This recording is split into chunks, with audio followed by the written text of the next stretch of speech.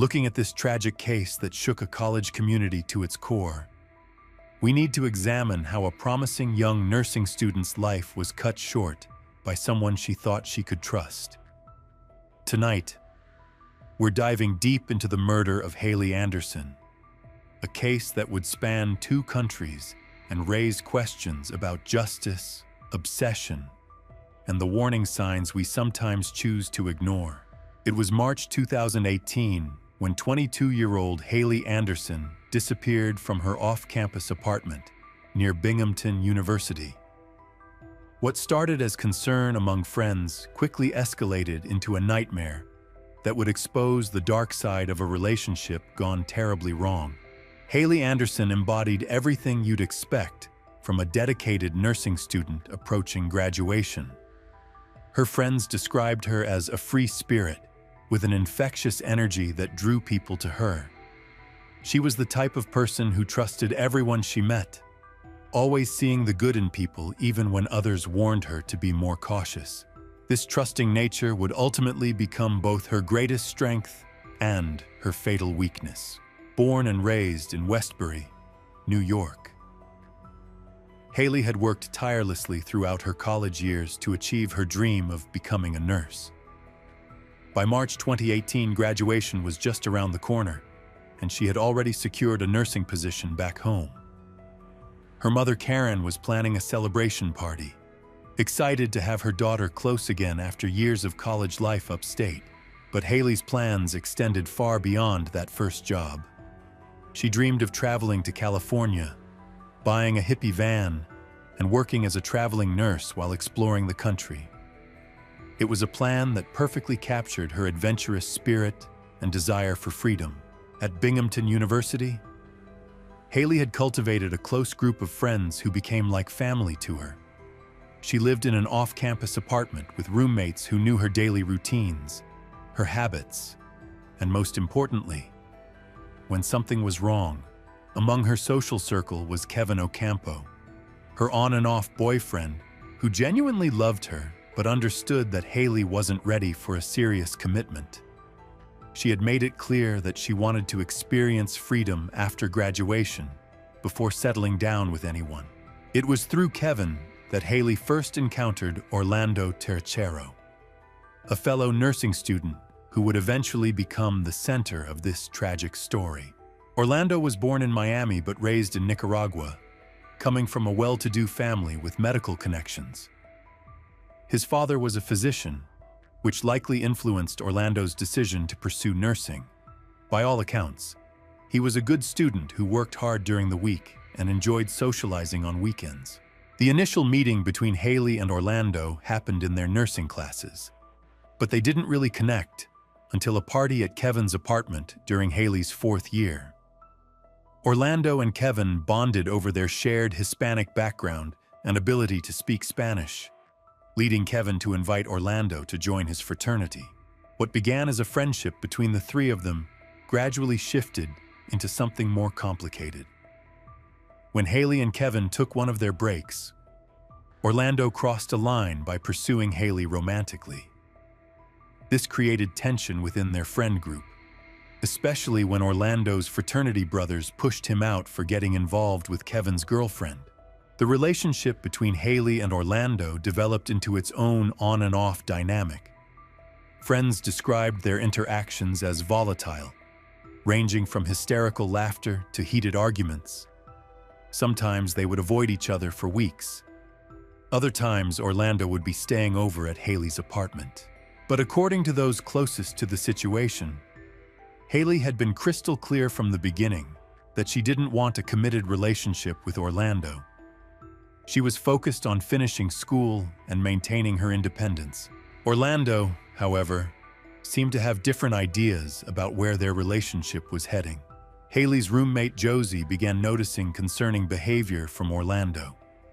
He would show up at their apartment uninvited, sometimes just to smoke a cigarette on their porch.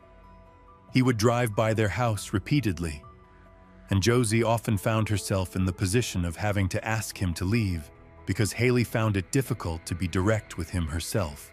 The red flags became impossible to ignore when jealousy entered the picture. Orlando clearly struggled with the fact that Haley was seeing other people and maintaining her relationship with Kevin. His possessive behavior began escalating in ways that should have been warning signs to everyone involved. Friends described Orlando as charismatic and fun to be around, someone who knew how to make people laugh and enjoy themselves. But beneath that charm was a growing obsession with Haley that became more apparent as time went on. The situation reached a disturbing turning point when Haley's tires were slashed. It happened the day after a party at Orlando's apartment, where he learned that Haley and Kevin were back together. When Haley walked Kevin out to his car the next morning, they discovered the damage. Kevin immediately suspected Orlando, and so did Haley's mother Karen when she heard about the incident. The damage was significant, over $600 worth, which would have made it a felony charge. Despite pressure from her family to file a police report and press charges, Haley refused. She was concerned that a felony conviction would get Orlando kicked out of the nursing program. This decision perfectly illustrated Haley's compassionate nature, but it also demonstrated how Orlando had manipulated her feelings of guilt and sympathy.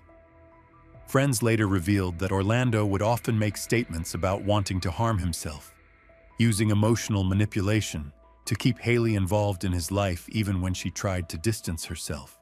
Despite the tire-slashing incident and the warnings from friends and family, Haley eventually allowed Orlando back into her life. Her trusting nature and genuine care for others made it difficult for her to completely cut ties with someone she had once cared about. The months following the tire incident were marked by this same pattern of Orlando's concerning behavior, followed by Haley's reluctant forgiveness. Her friends watched with growing alarm as the cycle continued, but Haley remained convinced that she could handle the situation. None of them could have predicted how deadly that situation would become. As March 2018 arrived, Haley was focused on her final semester and upcoming graduation. She had been spending time with her roommates, enjoying normal college activities like playing board games and sharing wine on quiet evenings. These were the moments that would later take on profound significance as the last peaceful memories her friends had of her. On the evening of March 7th, Haley had what would be her final normal night with her roommates. They stayed up late together, talking and laughing as college friends do. When they went to bed that night, none of them realized it would be the last time they would see Haley alive. The next morning brought an eerie silence that her roommates initially dismissed. Haley loved to sleep in, so when she didn't respond to text messages right away, no one was immediately concerned. College students often have irregular schedules, and it wasn't unusual for someone to be unreachable for a few hours. But as March 8th wore on with no word from Haley, that initial lack of concern began transforming into genuine worry. By Thursday, March 8th, when Haley failed to show up at poetry night, where she had promised to watch her friend perform, the concern among her circle intensified dramatically. Multiple attempts to reach her by phone went unanswered, which was completely out of character for someone who stayed in constant communication with her friends and family. Her roommates began piecing together the timeline of the previous evening, trying to understand when they had last seen or heard from Haley. The realization that she had been missing for over 24 hours without any contact sent alarm bells ringing through their tight-knit group. Meanwhile, back in Westbury, Karen Anderson remained unaware that anything was wrong. She and Haley had an agreement that they would talk every Sunday, respecting her daughter's independence while maintaining their close relationship. It was still early in the week, so Karen had no reason to suspect that her daughter was in danger. The breakthrough in locating Haley came through modern technology and the quick thinking of her roommates. One of them remembered that Haley had shared her location through the Find My Friends app on her phone. When they checked the app, it showed that Haley's phone was at Orlando's apartment. This discovery shifted the search from a general missing person case to a focused investigation at a specific location. The roommates made the decision to go to Orlando's apartment and see if they could find their friend. When they arrived at the house where Orlando lived, they knocked on all the doors, but received no response. Orlando's car was also missing from the property, which seemed to confirm that no one was home. However, the fact that Haley's phone was showing as being inside the apartment created an urgent need to investigate further. Faced with locked doors and growing fear for their friend's safety, the roommates made the difficult decision to climb through a window to gain entry to the apartment. This wasn't a decision they made lightly, but their concern for Haley outweighed their reservations about entering someone else's home without permission. What they discovered inside would haunt them for the rest of their lives. The roommate who entered first immediately screamed for the others to call 911. In Orlando's bedroom, they found Haley's lifeless body.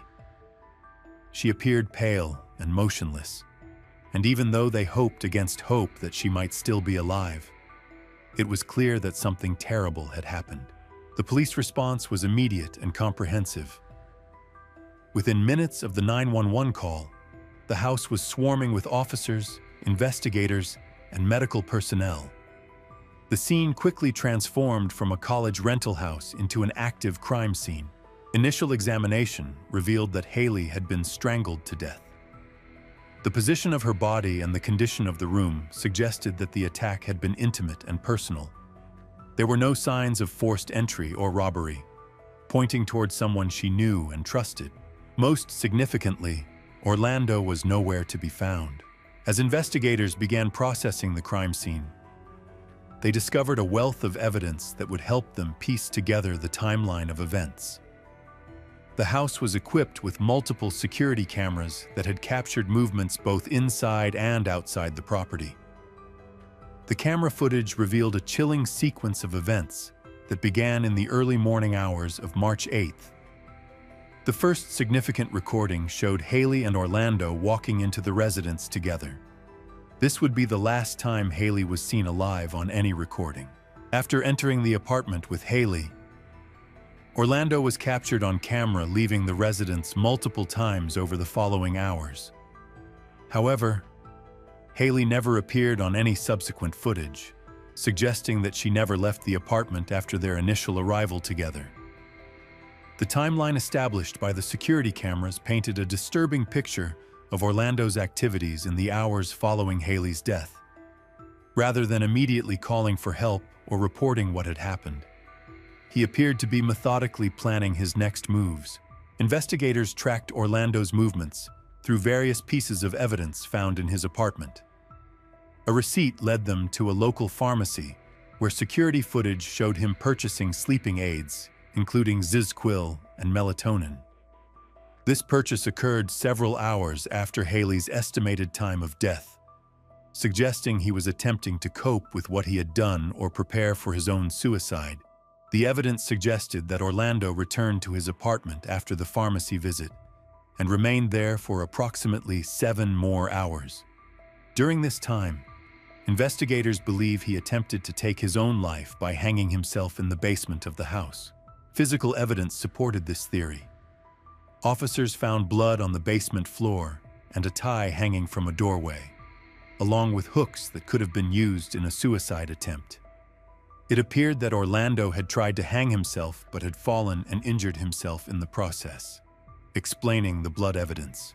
Perhaps most damning was a handwritten note found in the apartment, written in Spanish. The note began with "Lamento mucho esto," which translates to "I'm really sorry about this." Orlando continued by writing that he never felt he could be capable of doing such a thing, and ended with "Father, I'll see you soon," a reference to his deceased father. This note served as both a confession and what appeared to be a suicide note, providing investigators with clear evidence of Orlando's guilt and his mental state following the crime. However, instead of following through with his apparent suicide plan, Orlando made a different choice. Approximately 16 hours before Haley's body was discovered by her roommates, security cameras captured Orlando leaving his apartment one final time, this time carrying luggage, with his head bandaged, likely from his failed suicide attempt. Orlando drove more than 3 hours to New York's JFK Airport. There, he boarded a plane that would take him back to his home country of Nicaragua, where he held dual citizenship. This flight represented Orlando's attempt to escape justice by fleeing to a country where extradition would prove complicated. His dual citizenship status meant that Nicaragua was not required to send him back to the United States to face charges, creating a potential legal nightmare for prosecutors. When District Attorney Steve Cornwell learned that Orlando had successfully fled to Nicaragua before they could arrest him, his first thought was the devastating possibility that a killer might have escaped justice permanently. The complexities of international law and extradition treaties meant that bringing Orlando back to face trial would be far from guaranteed. The case now required coordination between multiple law enforcement agencies, international cooperation, and navigation of complex legal frameworks that many local prosecutors rarely encounter. What had begun as a local murder investigation was about to become an international pursuit of justice. Meanwhile, the devastating news of Haley's death reached her family in the most heartbreaking way possible. Karen Anderson was at home when she noticed two men in a black car parked outside her house. When they approached her door and asked to speak with her, she knew immediately that something was terribly wrong. The officers sat her down and delivered the news that no parent ever wants to hear. They told her that Haley had been found dead, that she had been strangled, and that the primary suspect had fled the country. In that moment, Karen's world completely collapsed. The guilt and regret hit her immediately. She remembered the tire slashing incident and her insistence that Haley should have pressed charges against Orlando. She wondered if her daughter would still be alive if they had taken that threat more seriously, if they had recognized the warning signs for what they truly were. The international hunt for Orlando Tercero intensified as Nicaraguan authorities worked to locate the fugitive. Within days of his flight from New York, Orlando was tracked to his hometown of Chinandega, Nicaragua, where he had been hiding with family members. The political climate in Nicaragua complicated matters, but eventually, local police apprehended him at a hospital where he was receiving treatment for his self-inflicted injuries. A dramatic press conference in Managua showcased Orlando in custody, confirming to the world that he had been captured. However, capturing him was only the beginning of what would become a prolonged legal battle spanning two countries and two very different justice systems. District Attorney Cornwell initially pushed for extradition, hoping to bring Orlando back to New York to face second-degree murder charges. For over a year, diplomatic channels worked to secure his return, but the dual citizenship issue proved insurmountable. Nicaragua's constitution prohibited extraditing its own citizens, regardless of existing treaties with the United States. In September 2019, Cornwell received the call that would change everything.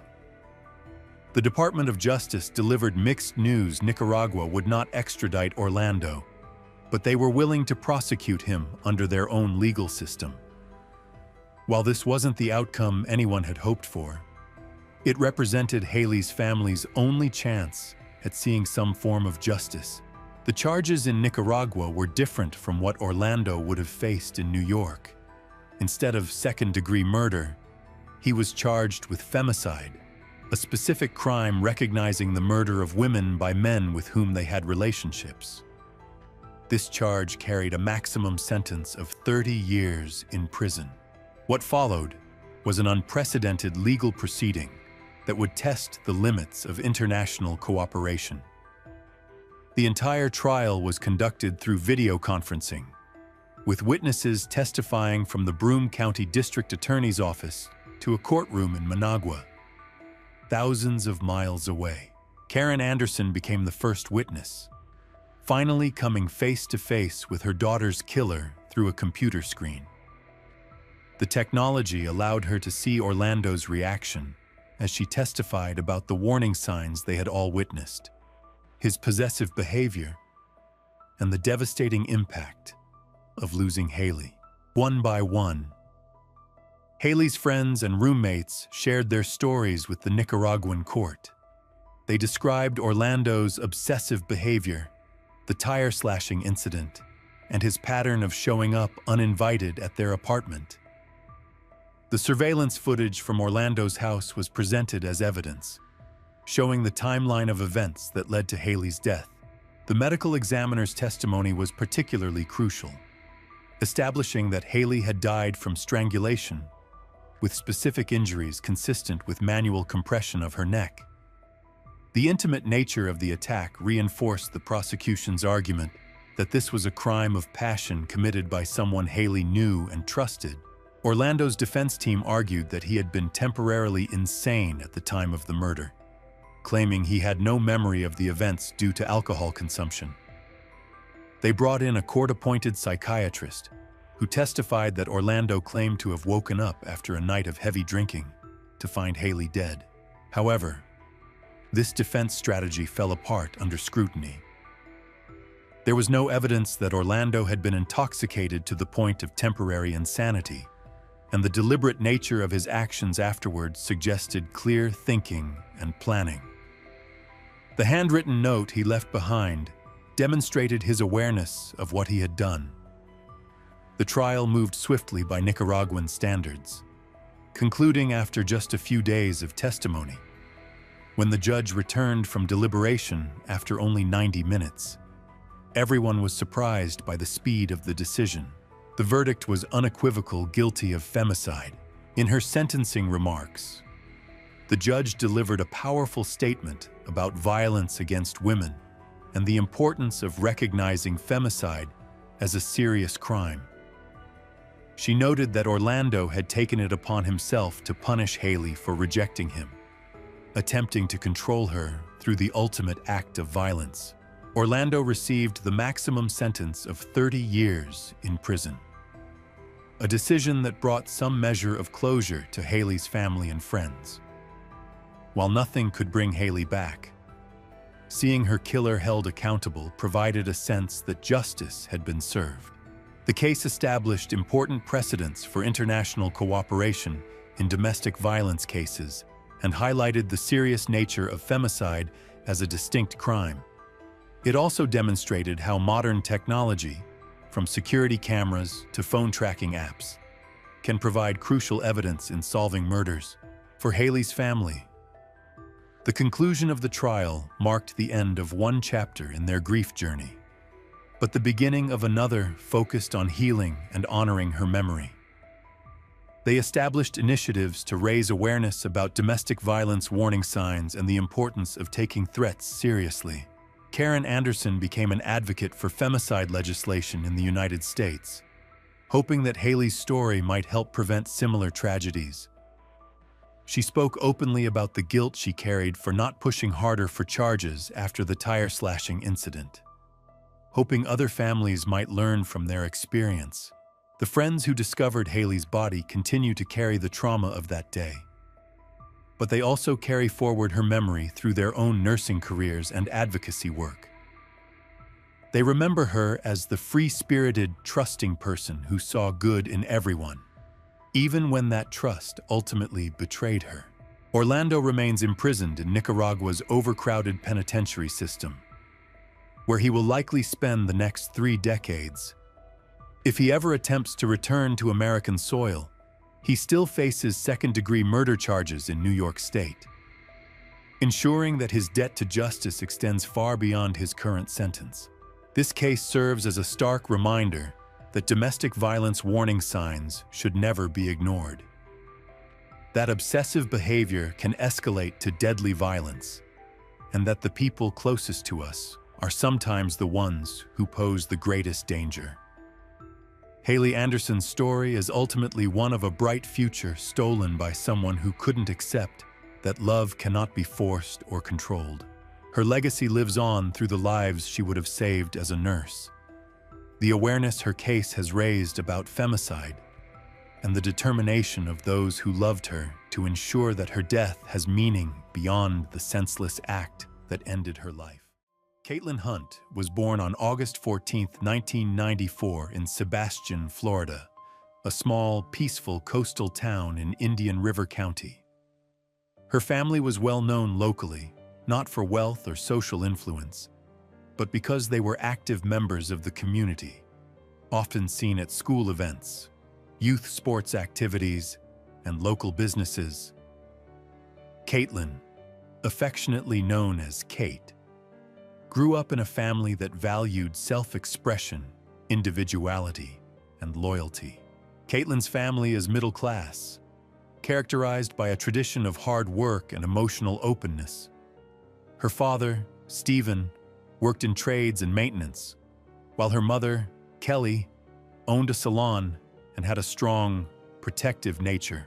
Caitlin has an older sister, and the relationship between the two is both close and deep, like best friends, and tinged with the usual sibling rivalry. Their family life is always busy and sometimes quite lively, with cozy meals and heartfelt moments, all of which have nurtured and shaped Caitlin into an honest, strong, and opinionated person from a young age. Caitlin stood out for her vibrant personality. She was energetic, outgoing, and unafraid to express her thoughts. Teachers described her as confident, curious, and assertive, often questioning things instead of blindly agreeing. She had a strong sense of fairness and often stood up for kids who were excluded or bullied. On the playground, she naturally took the lead, and in the classroom, while she sometimes got in trouble for talking too much, it was never for being disrespectful. In middle school, Caitlin's character developed further. She became more self-aware, driven, and sensitive to social dynamics. Her friend group was diverse, including athletes, artists, musicians, and those who didn't fit into specific categories. Caitlin gravitated toward people who were unique and made it a point to ensure they felt accepted. As she explored her own identity, she was known for being open and emotionally available, someone her friends could confide in without hesitation. When it came to her own story, Caitlin stayed honest and true to herself. By high school, Caitlin had truly come into her own. At Sebastian River High School, she was a familiar and well-liked presence. She cheered on the school's teams as a cheerleader, played varsity basketball, participated in pep rallies, joined the choir, and kept up with a full academic schedule. Outside of school, Caitlin worked at a smoothie shop and spent her free time enjoying music, going to the beach, and hanging out with her close-knit group of friends. She was active on social media, but her posts reflected her personality, focused on humor, friendship, and the joys of everyday teenage life in Florida. She wasn't flashy or attention-seeking. Instead, she valued genuine relationships and kept her circle tight. At home, Caitlin held on to her family's values. Her parents, though firm in some ways, gave her the space she needed to grow and develop her own ideals. The Hunt family was outspoken about their beliefs, whether this meant supporting their daughter's dreams, guarding their privacy, or standing up to criticism. Caitlin inherited this strength. She was resilient, uninterested in small talk or blending in, and unapologetically herself. Caitlin's openness about her sexuality was just another facet of who she was. She didn't treat it as a statement or a cause. It was simply part of her life. She dated openly during high school and never felt the need to hide her feelings. There were no big announcements or dramatic declarations, just a quiet, natural acceptance of her identity. Her classmates, teachers, and family were all aware, and it didn't faze her. For her, it was simply the truth. By her senior year in 2012 to 2013, Caitlin was preparing to graduate and plan her future beyond Sebastian River High School. She was interested in pursuing a career in healthcare, possibly in nursing or sports medicine, and was actively exploring college options. Caitlin had solid grades, was involved in extracurricular activities, and had stable relationships with those around her. She was in a position many teenagers aspire to. Her parents trusted her. She was respected at school, and she felt hopeful about the future. To others, Caitlin seemed like a teenager with a promising path ahead, a mix of discipline and independence, passion and playfulness. Like many young people, she was sometimes impulsive and didn't always think about how her actions might be perceived. However, she was also thoughtful and determined. Her high school life was similar to that of many others, busy, emotional, filled with milestones and uncertainties. Caitlin wasn't perfect, nor did she claim to be. She was simply a real 18 years old navigating the transition between adolescence and adulthood. What no one could have predicted was how quickly her life would change and how far-reaching the consequences of one relationship would become. In early 2013, Caitlin, a senior at Sebastian River High School, was finishing up her final months of high school. She was active in sports, participated in choir, and preparing to graduate, beneath the surface of her seemingly routine teenage life. However, a personal relationship had developed that would soon lead to a legal and public controversy. Caitlin had entered into a relationship with a 14-year-old freshman girl at her school, who was in her first year of high school. Their connection reportedly began through mutual friends and shared activities, and evolved from friendship into a more intimate relationship. To Caitlin and those close to her, the relationship appeared to be consensual, affectionate, and typical of young people exploring romance and identity. However, the law in Florida viewed it differently. Florida law is clear regarding age and consent.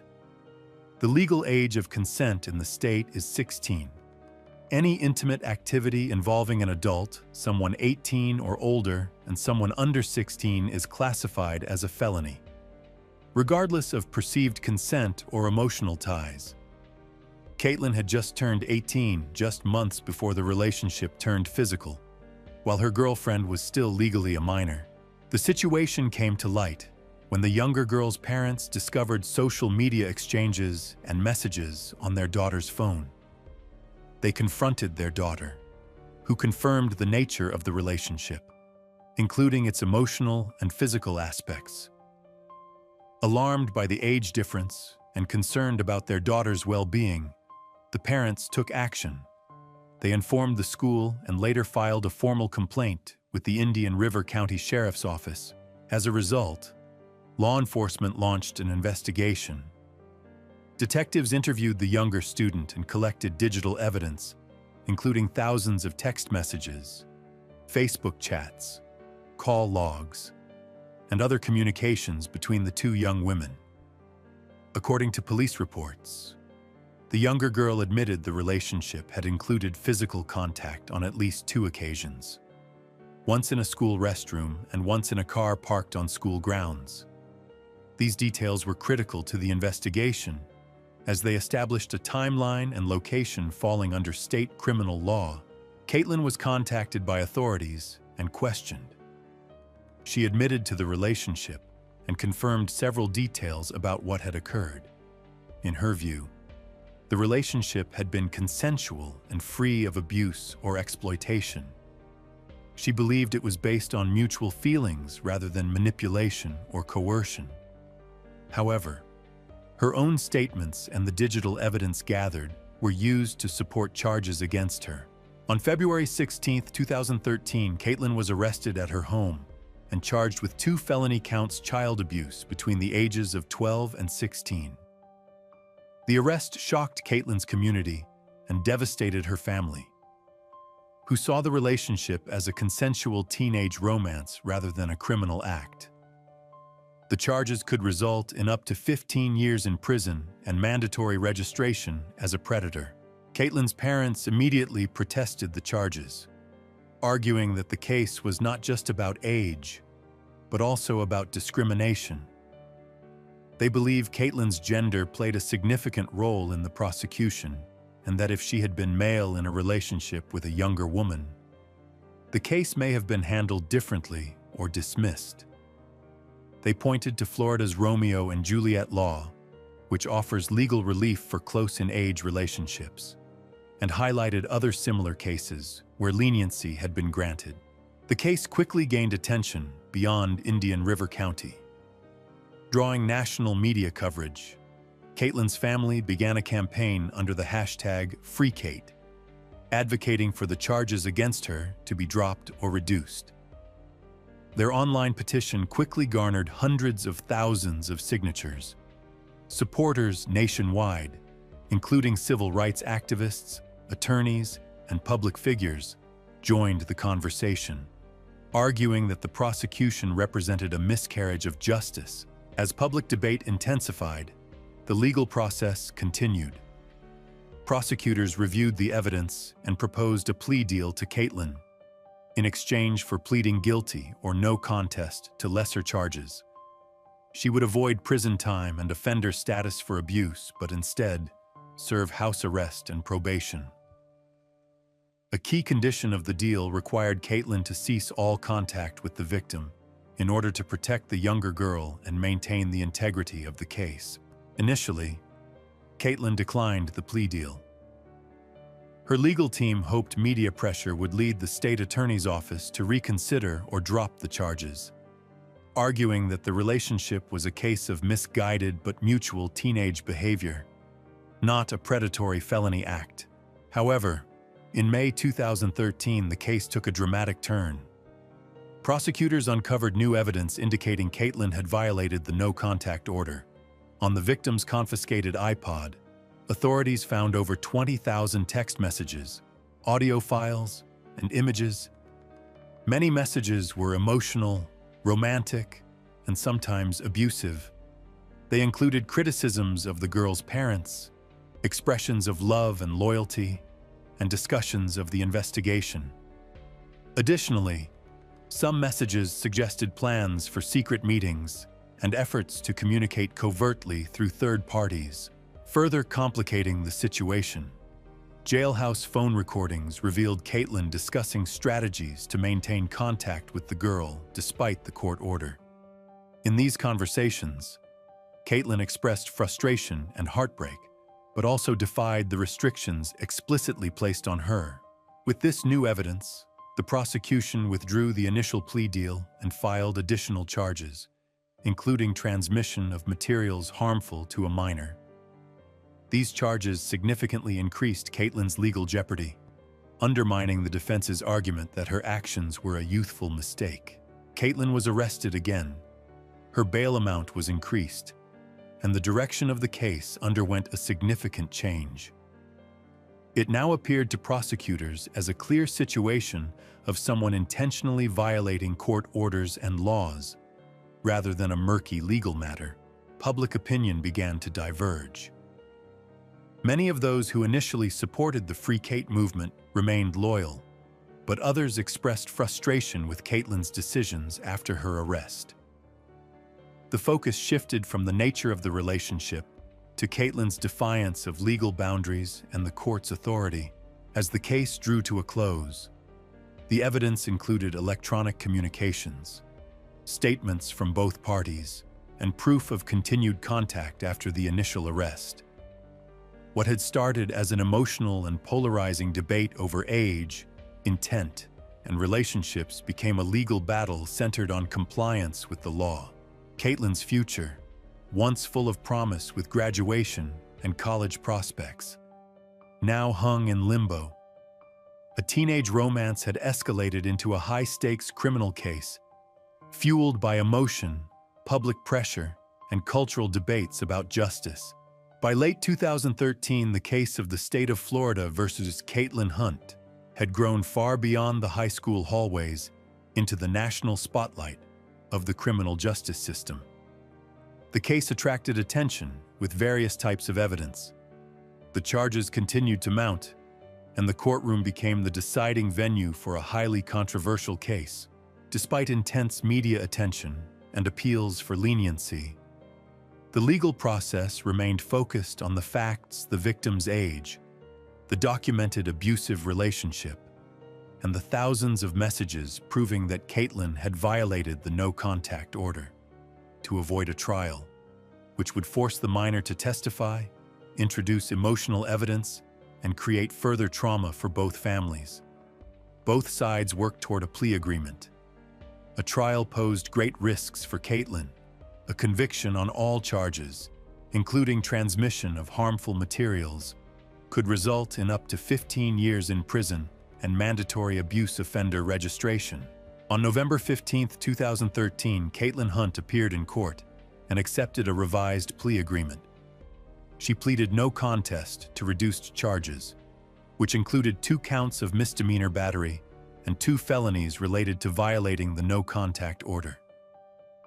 The plea deal spared her from prison time and lifetime registration as an abuse offender. Instead, her sentence consisted of 4 months in county jail, 2 years of house arrest with electronic monitoring, and another year of probation. She was also required to attend counseling, faced restrictions on internet and social media use, and remained under a strict no-contact order with the victim. The courtroom atmosphere was calm but serious. Dressed in plain clothes, Caitlin stood beside her attorney as the judge reviewed the plea terms. She answered only procedural questions with short, respectful replies. There were no dramatic statements or efforts to shift the narrative.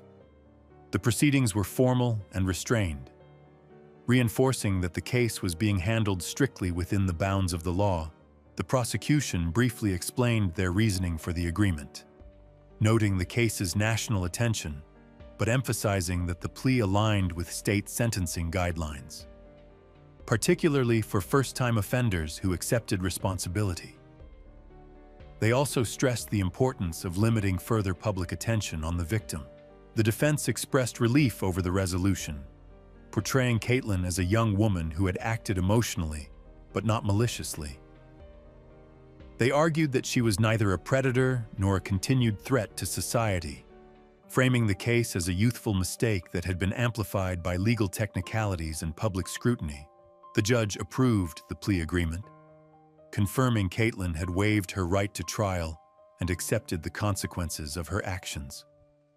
The sentence was finalized, and Caitlin was sent to the Indian River County Jail to begin her term, followed by the conditions of her release. No reporters were allowed in the courtroom, but news of the plea agreement quickly spread.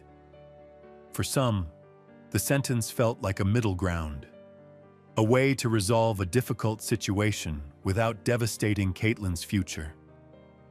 For others, it underscored the seriousness of crossing legal boundaries, regardless of the circumstances. The proceedings concluded without drama. The defense did not challenge the central facts. The prosecution did not pursue the harshest penalties, and the court balanced the law, the evidence, and human considerations to reach its decision. When Caitlin began her jail term, the legal case officially came to a close. However, the ripple effects of the case continued. For her, the victim, their families, and the broader community that had followed every development.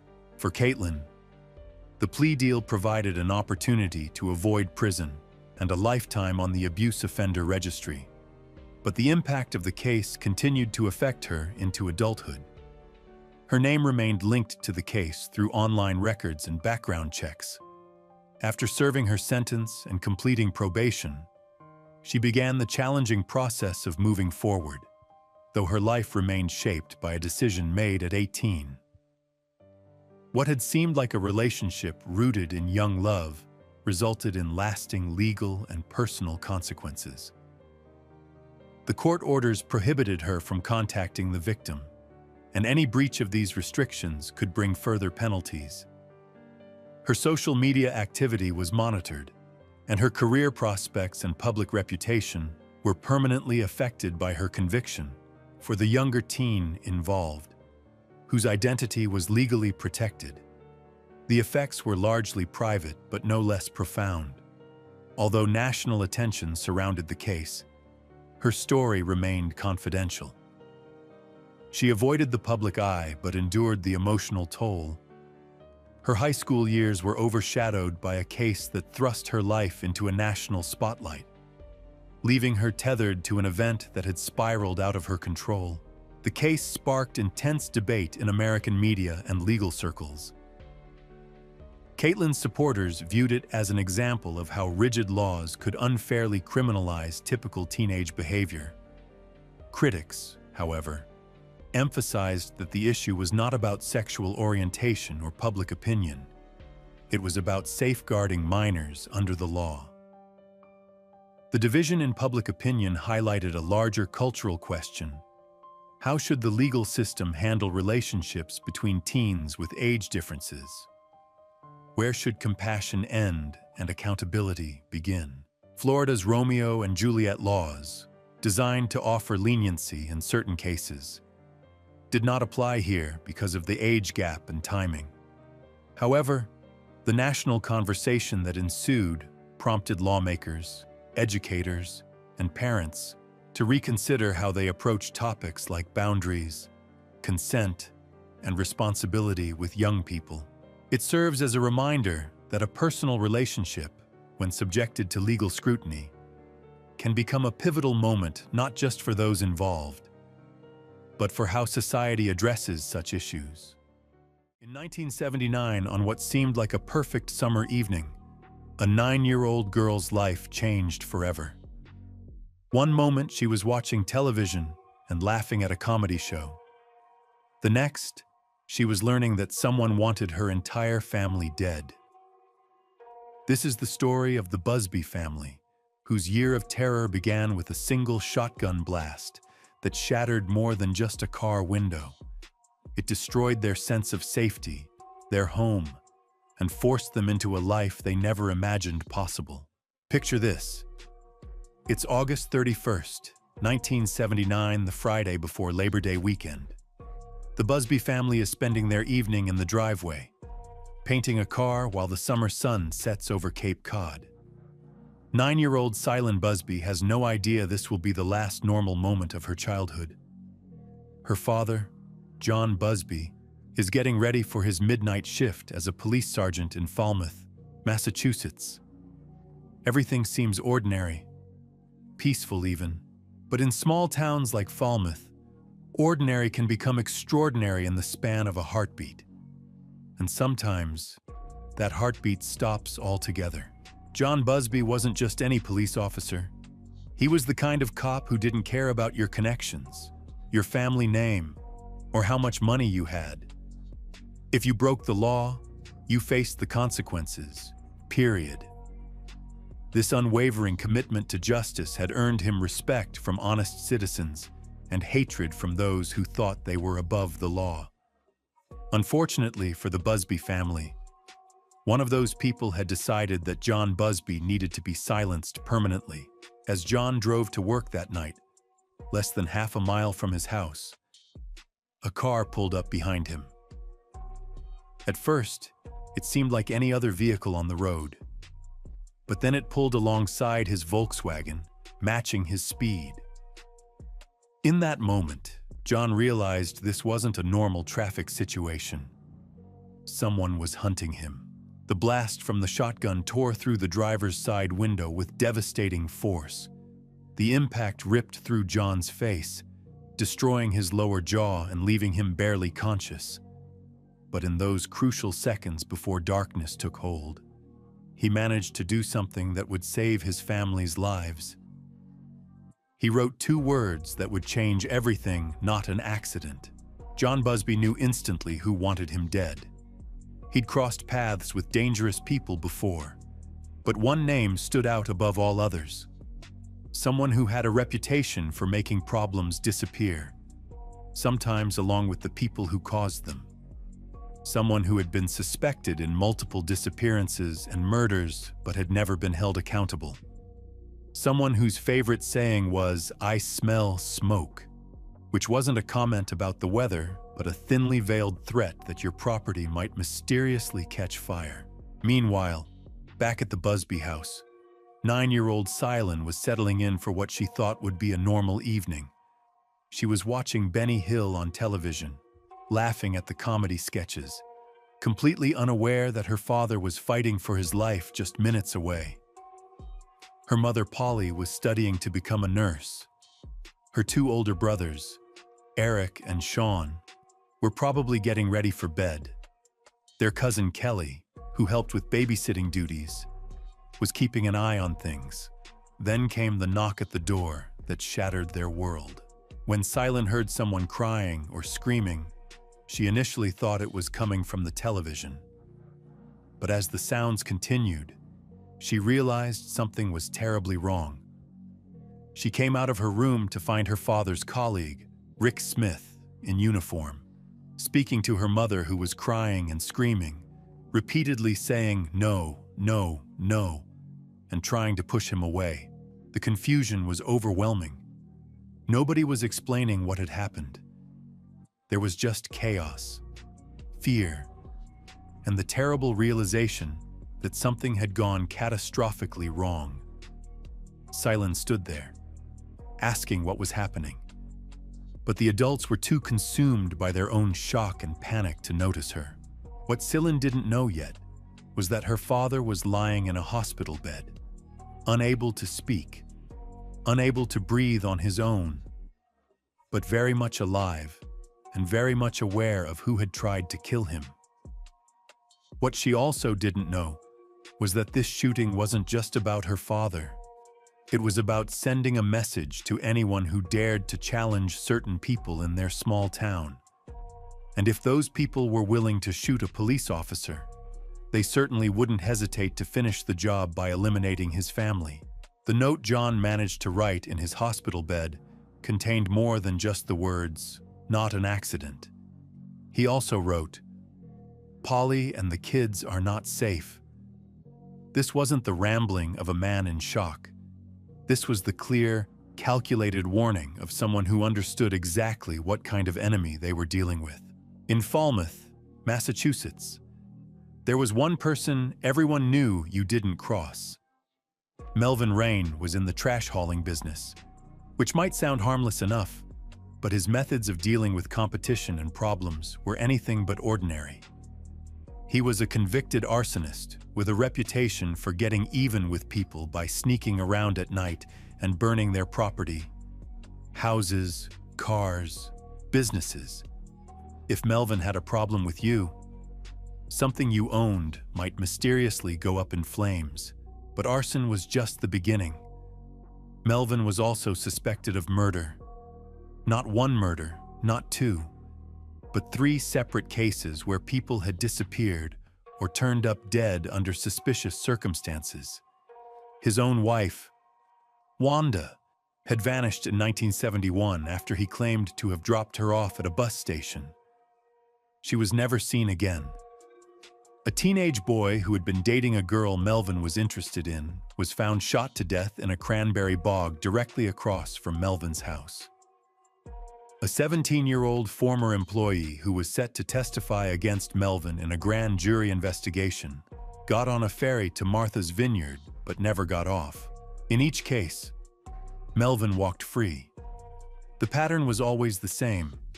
People who crossed him or posed a threat to him seemed to disappear or meet unfortunate ends.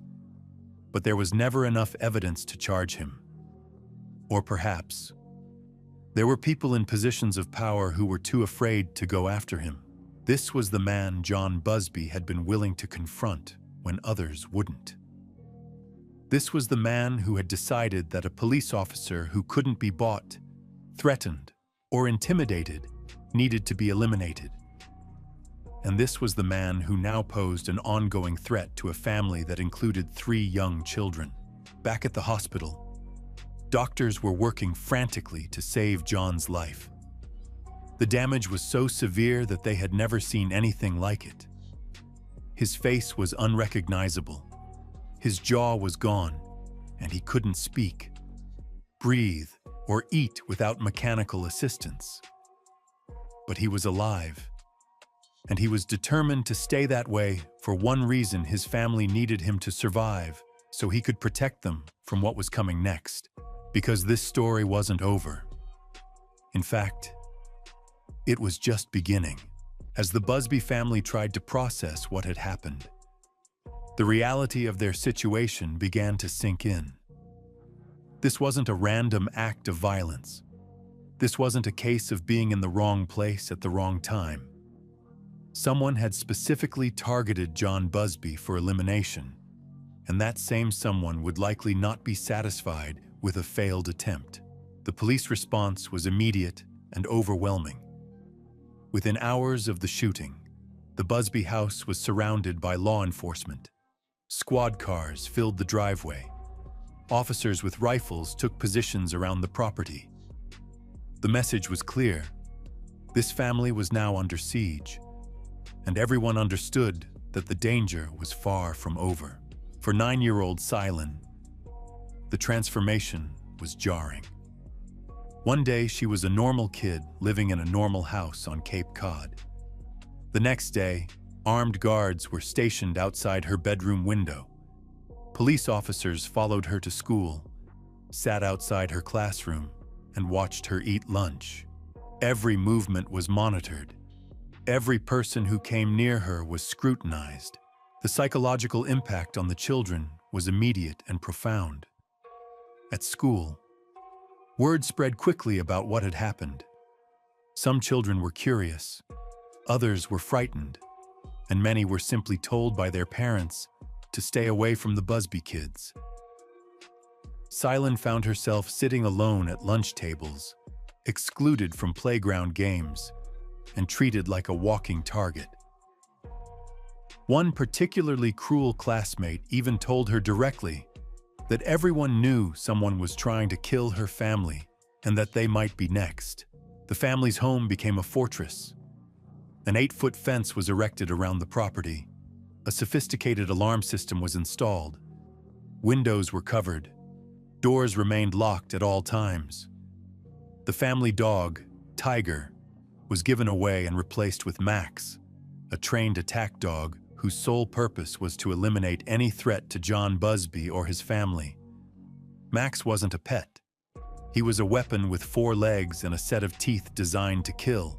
But perhaps the most unsettling change was in John himself. When he finally came home from the hospital months later, he was a different person entirely. The injuries to his face were so severe that he was barely recognizable. His jaw had been reconstructed, but the damage went far beyond the physical. The man who had once been playful and affectionate with his children now seemed emotionally distant. The father who used to roughhouse and tell jokes had been replaced by someone who was constantly vigilant, always watching, always planning. The financial burden on the family was crushing. John's compensation for being shot in the line of duty was $200 per week. Hardly enough to support a family of 5, let alone a family that needed round-the-clock security. The town of Falmouth was spending enormous amounts of money on police protection, and it was becoming clear that this arrangement couldn't continue indefinitely. Meanwhile, the investigation into the shooting was going nowhere.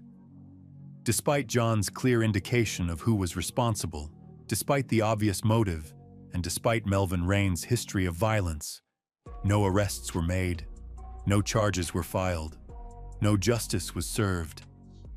It was as if the shooting had never happened, at least from an official standpoint. This lack of action wasn't just frustrating, it was terrifying.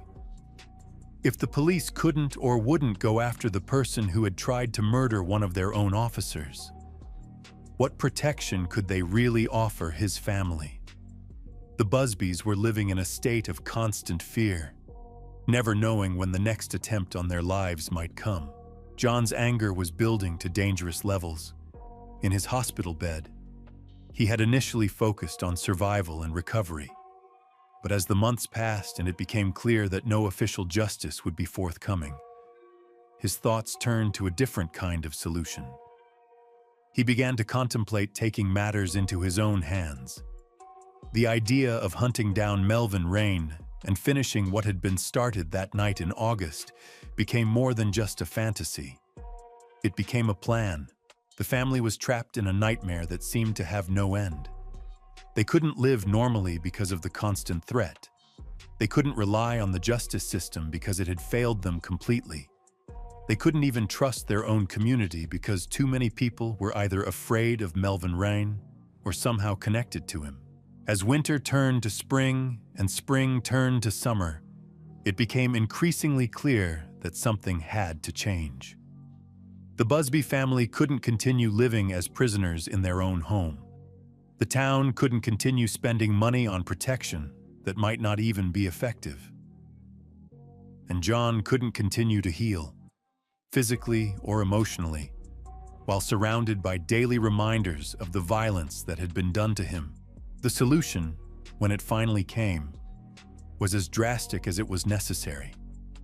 If the Busby family couldn't be safe in Falmouth, Massachusetts, then they would have to leave Falmouth, Massachusetts, not just for a vacation or a temporary relocation, but permanently. They would have to disappear completely, leaving behind everything they had ever known and starting over somewhere new, somewhere safe, somewhere that Melvin Rain couldn't find them. But leaving meant more than just packing their belongings and driving away.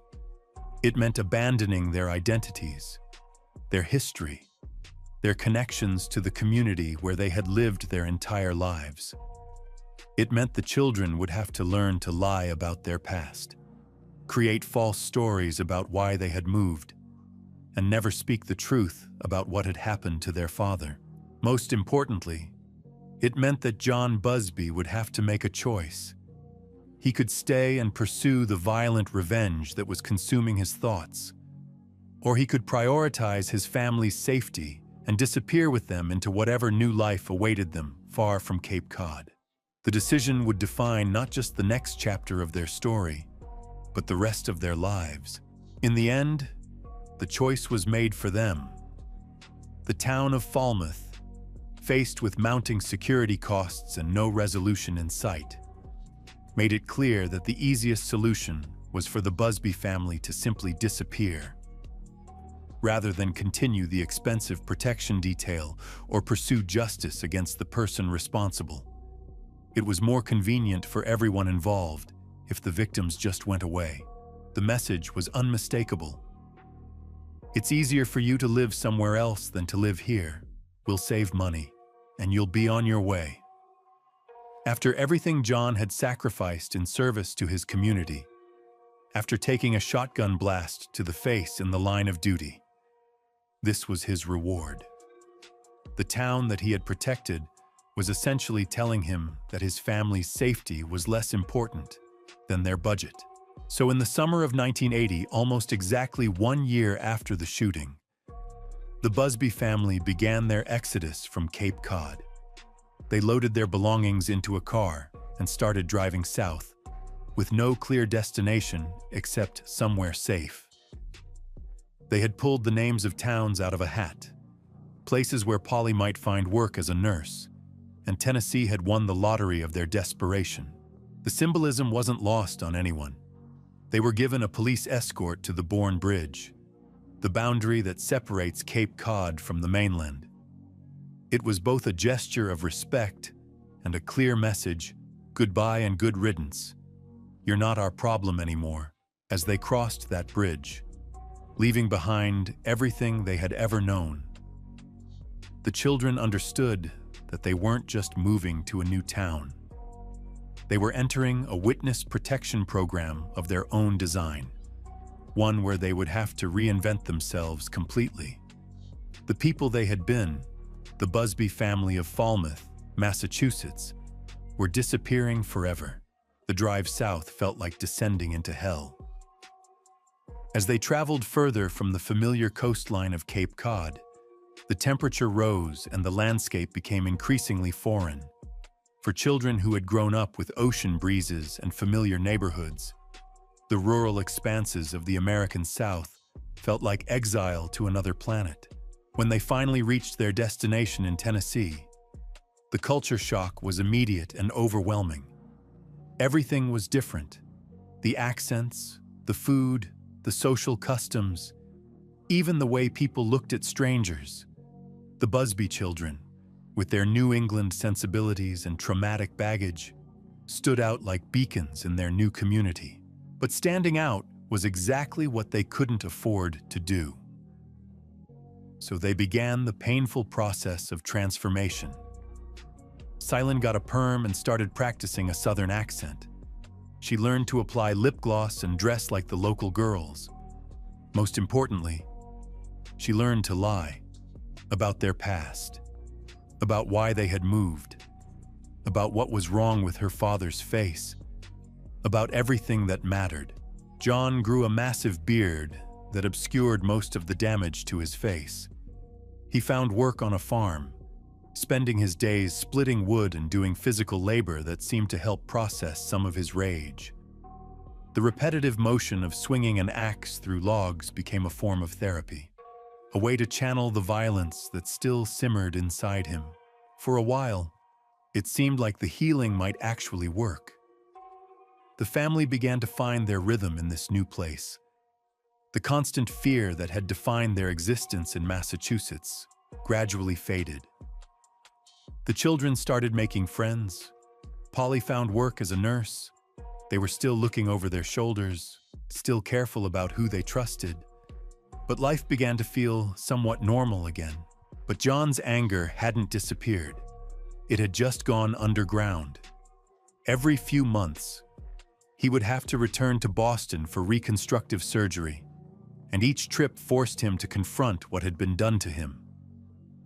When he shaved his beard for these procedures, he would see the full extent of his injuries in the mirror, and the rage would come flooding back.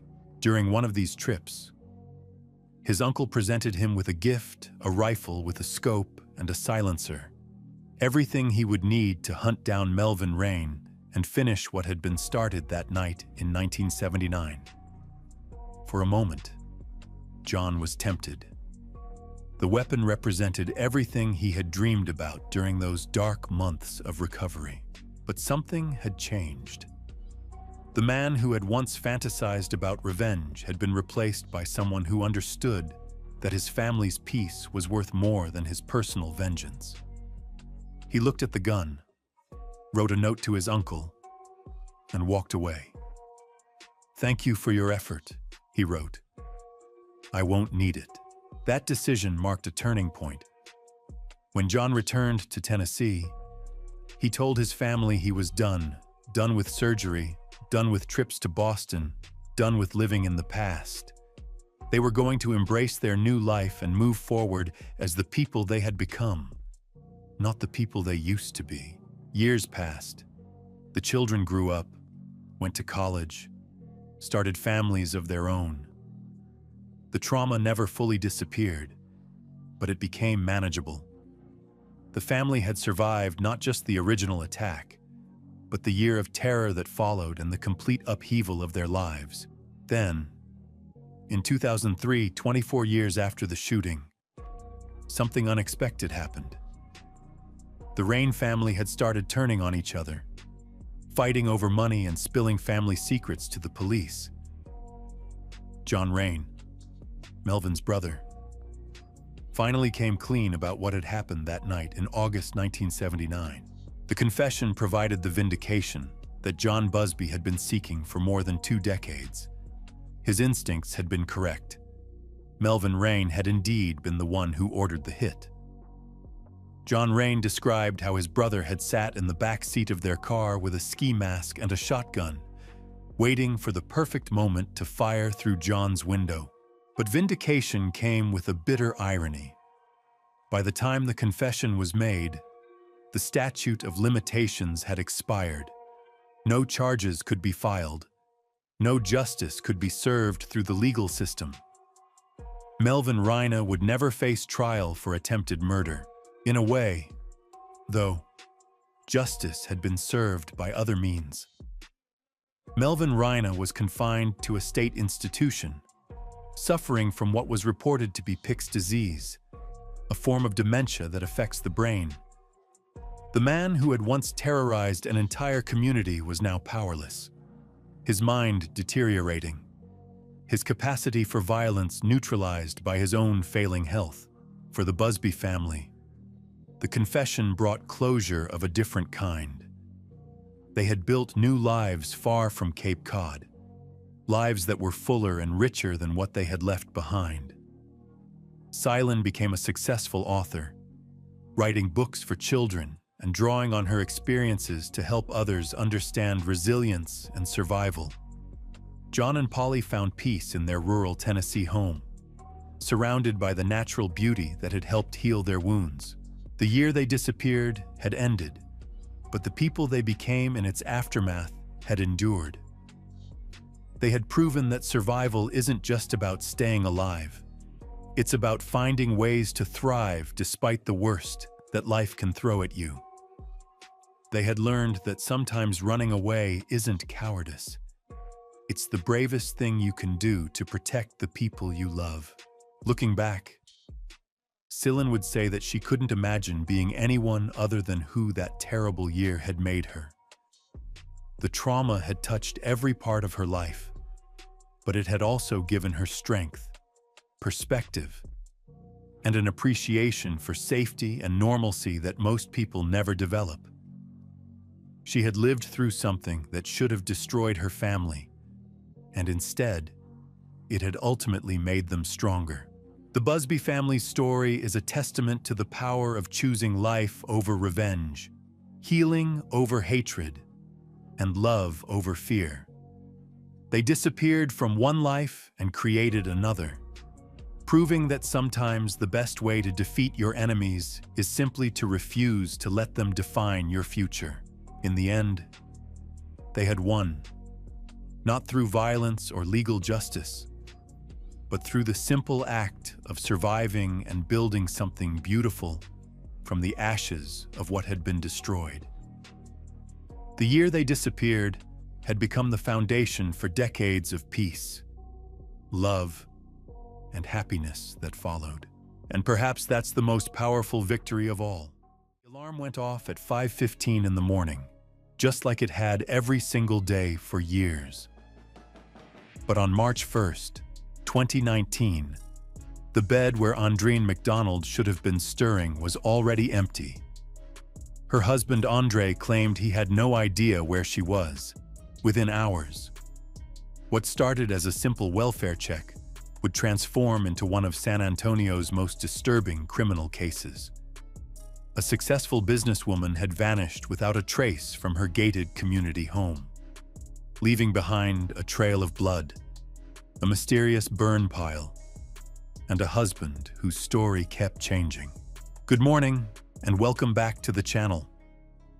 I'm your host, and today we're diving deep into a case that shattered the American dream and exposed the dark secrets lurking behind a picture-perfect marriage.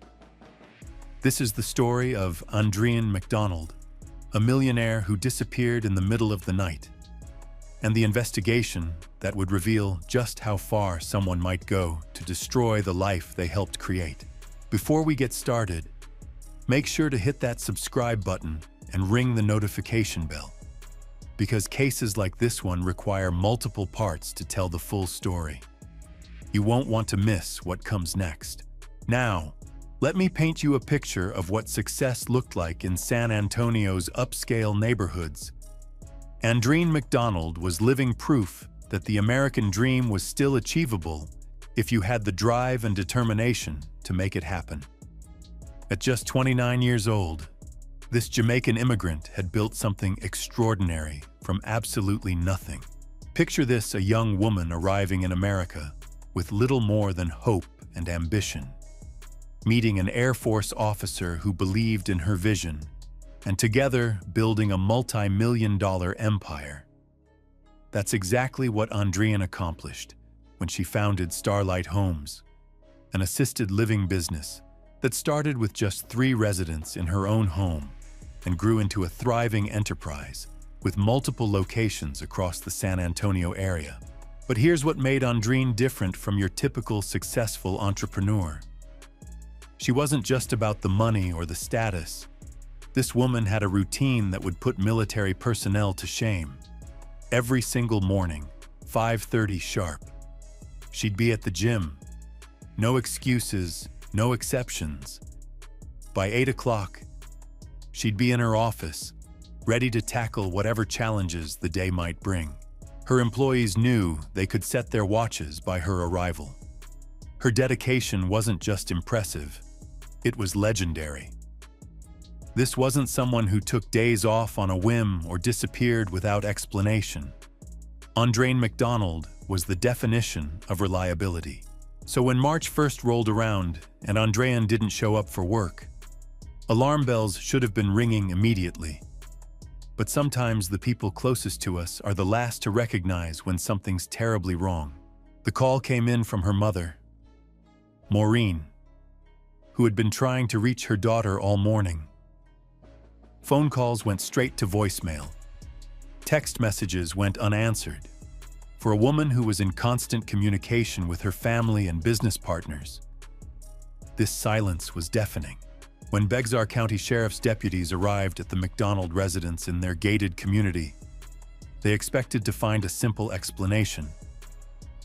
Maybe Andreen had gotten sick and was sleeping off a migraine. Maybe there had been a family emergency that required her immediate attention. What they definitely didn't expect to find was evidence of violence. The house itself told a story that nobody wanted to read. On the surface, everything looked normal. The furniture was in place, nothing appeared to be stolen, and there were no obvious signs of a break-in. But when you looked closer, when you knew what to look for, the details became chilling. There was blood on the bathroom wall. Not a lot, but enough to catch a trained investigator's eye. Mixed in with that blood were strands of hair, and outside in the backyard, where Andreen had once maintained a beautiful garden, there was now a burn pile that hadn't been there before. Now, let's talk about Andreen McDonald for a moment. This wasn't some random stranger who had wandered into their lives. This was Andreen's husband of several years, a major in the United States Air Force with top-secret security clearance. This was the man who had brought Andreen to America in the first place, who had liquidated his own retirement fund to help her start her business, who had been by her side as they built their fortune together. When deputies questioned Andre about his wife's whereabouts, his story seemed straightforward enough. He claimed that he had woken up that morning, gotten their young daughter Elena ready for school, and headed off to his duties at Lackland Air Force Base, where he worked as a cyber warfare analyst. Just another routine day in what appeared to be a routine marriage. But here's where things get interesting. Andre told investigators that when he learned his wife was missing, his first instinct was to check the local hospitals. He had a hunch. He said that maybe Andreen had suffered one of her severe migraines and had driven herself to get medical treatment. The surveillance cameras at the hospital captured Andre arriving and asking about a patient named McDonald. The staff directed him to room 3, where indeed there was a McDonald receiving treatment. Andre seemed relieved as he headed back home to share the good news with the deputies who were waiting for him. Except there was one problem. When the deputies called the hospital to verify Andre's story, they discovered that the McDonald in room 3 wasn't Andreen McDonald at all. It was a completely different person who just happened to share the same last name. So now we have to ask ourselves, was this an honest mistake made by a worried husband? Or was this the first crack in a carefully constructed lie? Andre's explanation was that he had rushed back home before actually confirming his wife's identity because he had forgotten his cell phone and wanted to call Andreen's mother to share the good news. He claimed there had been some indication that his wife was injured and receiving treatment. But unfortunately, His hunch had turned out to be wrong. But investigators were starting to notice patterns that didn't quite add up. While Andre appeared to be cooperative on the surface, there were inconsistencies in his timeline and gaps in his story that raised red flags.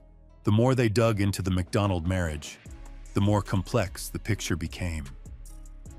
From the outside, Andre and Andrean appeared to be the perfect power couple.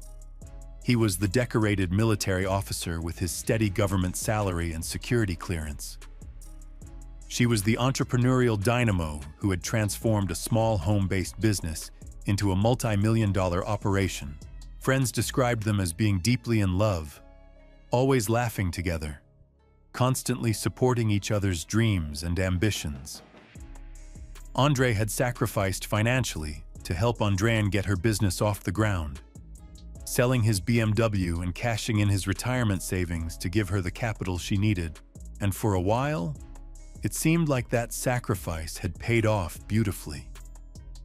Starlight Homes wasn't just successful, it was thriving beyond anyone's wildest expectations. Within 7 years, what had started as a small operation caring for 3 elderly residents had grown into a multi-million-dollar enterprise that employed dozens of people and served the San Antonio community. Andrean herself had become something of a local celebrity in the assisted living industry. She was known for her hands-on approach, her genuine care for the residents in her facilities, and her commitment to providing quality care for some of society's most vulnerable members. But success, as many of us know, can be a double-edged sword. The same drive and ambition that had made Andrean so successful in business had also made her the primary breadwinner in the McDonald household. While Andre had his military salary, it was Andrean's business acumen that had generated the real wealth in their family. And sometimes, when the traditional gender roles in a marriage get flipped, when the wife becomes more financially successful than the husband, it can create tensions that aren't immediately visible to the outside world. As investigators continued their initial examination of the McDonald home, they began to uncover evidence that suggested the picture-perfect marriage might not have been quite so perfect after all. The blood and hair in the bathroom were concerning enough, but there were other clues that painted a more troubling picture. The burn pile in the backyard wasn't just random debris. When crime scene technicians sifted through the ashes, they found something that made everyone's blood run cold: the zipper from one of Andrean's blouses. The fabric had been completely consumed by flames, but metal doesn't burn as easily as cloth. This wasn't someone disposing of old yard waste or having a casual bonfire. This was someone trying to destroy evidence, trying to eliminate any trace of what had happened in that house on the night of February 28th and the early morning hours of March 1st. But if Andre McDonald thought he had covered his tracks, he was about to learn just how difficult it is to make someone disappear completely in the modern world. Every purchase leaves a paper trail. Every movement can be captured by surveillance cameras. Every lie can be exposed by forensic science. The investigation was just getting started, and the secrets that the McDonald marriage had been hiding were about to be dragged into the harsh light of day. Because when a millionaire vanishes from her own home, leaving behind nothing but blood and ashes, someone has to answer for what happened in those final moments. And Andre McDonald was about to discover that his story had more holes than he'd realized. The reality of modern investigations is that secrets don't stay buried for long. Within days of Andrean's disappearance, investigators had uncovered a web of deception that stretched far beyond that blood-stained bathroom and mysterious burn pile. Andre McDonald's cooperation with law enforcement came to an abrupt halt when he realized the questions weren't going to stop with simple explanations. On March 2nd, less than 24 hours after his wife was reported missing, Andre made a decision that spoke volumes about his state of mind. He stopped talking to investigators and immediately hired a lawyer. Now, you might think that's just smart legal strategy. After all, Innocent people have the right to legal representation too. But when your spouse is missing and every hour counts in terms of finding them alive, choosing to lawyer up instead of helping with the search sends a pretty clear message to investigators. What happened next was like watching a man unravel in real time. While law enforcement continued processing the crime scene and searching for any trace of Andréen, they assigned an undercover investigator to keep tabs on André's movements. And what they observed over the next few days would convince them that they weren't dealing with a grieving husband anymore. On March 2nd, that undercover investigator noticed something strange. The garage at the McDonald residence had been damaged somehow, and André was backing his vehicle out of the driveway with what appeared to be urgent purpose. The investigator followed at a distance, wondering where André might be headed during one of the most critical periods in the search for his missing wife. The destination was chilling in its implications. André drove straight to a local gun shop, where surveillance cameras captured him purchasing a 9mm handgun and ammunition. Think about that for a moment. While search teams were combing through wooded areas and volunteers were posting missing person flyers around San Antonio, André McDonald was buying a weapon. Investigators had to make a split-second decision about what this purchase might mean. Was André planning to harm himself? Was he planning to harm someone else? Or was there something even more sinister at play? They couldn't take any chances. As André walked back toward his car, investigators moved in and took him down in what can only be described as a violent confrontation. The man who had been portraying himself as a concerned husband was suddenly face down on the asphalt, being detained by the very people who were supposed to be helping him find his wife. André was immediately turned over to military authorities for a psychological evaluation, but investigators weren't done with their search of his property. Armed with a search warrant, they returned to the McDonald residence and began examining André's vehicle more thoroughly. What they found in that car was like a shopping list for body disposal: a shovel, an axe, a hatchet, trash bags, gloves, multiple gas cans. These weren't tools you'd need for regular home maintenance or yard work. These were items specifically chosen for a much darker purpose. But the real bombshell was waiting inside the family's garbage can. Hidden among the regular household refuse, investigators found a receipt from Lowe's hardware store. The receipt was torn up, as if someone had tried to destroy it, but hadn't quite finished the job. When they pieced it together, the items listed matched exactly what they had found in André's car. The timestamp on that receipt was crucial. These items had been purchased on March 2nd, the day after Andréen went missing.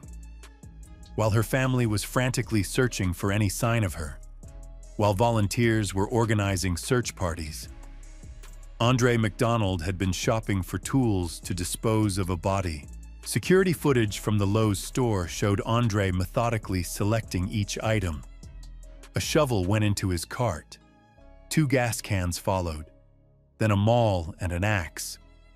The man on that surveillance video wasn't behaving like someone whose wife had mysteriously vanished. He was behaving like someone who knew exactly where she was and what needed to be done to keep anyone else from finding her. In the corner of the McDonald garage, investigators made their most damning discovery yet: a claw hammer, stained with what laboratory tests would later confirm was Andréen's blood. Nearby, they found clothing that belonged to André, also bearing traces of his wife's blood. For Detective Frank Stubbs, this evidence painted a clear picture of what had happened in the McDonald home during the early morning hours of March 1st. The hammer had been used as a weapon. The blood evidence showed that Andréen had been attacked in her own home. And André's subsequent shopping trip proved that he had spent the hours after her disappearance preparing to cover up his crime.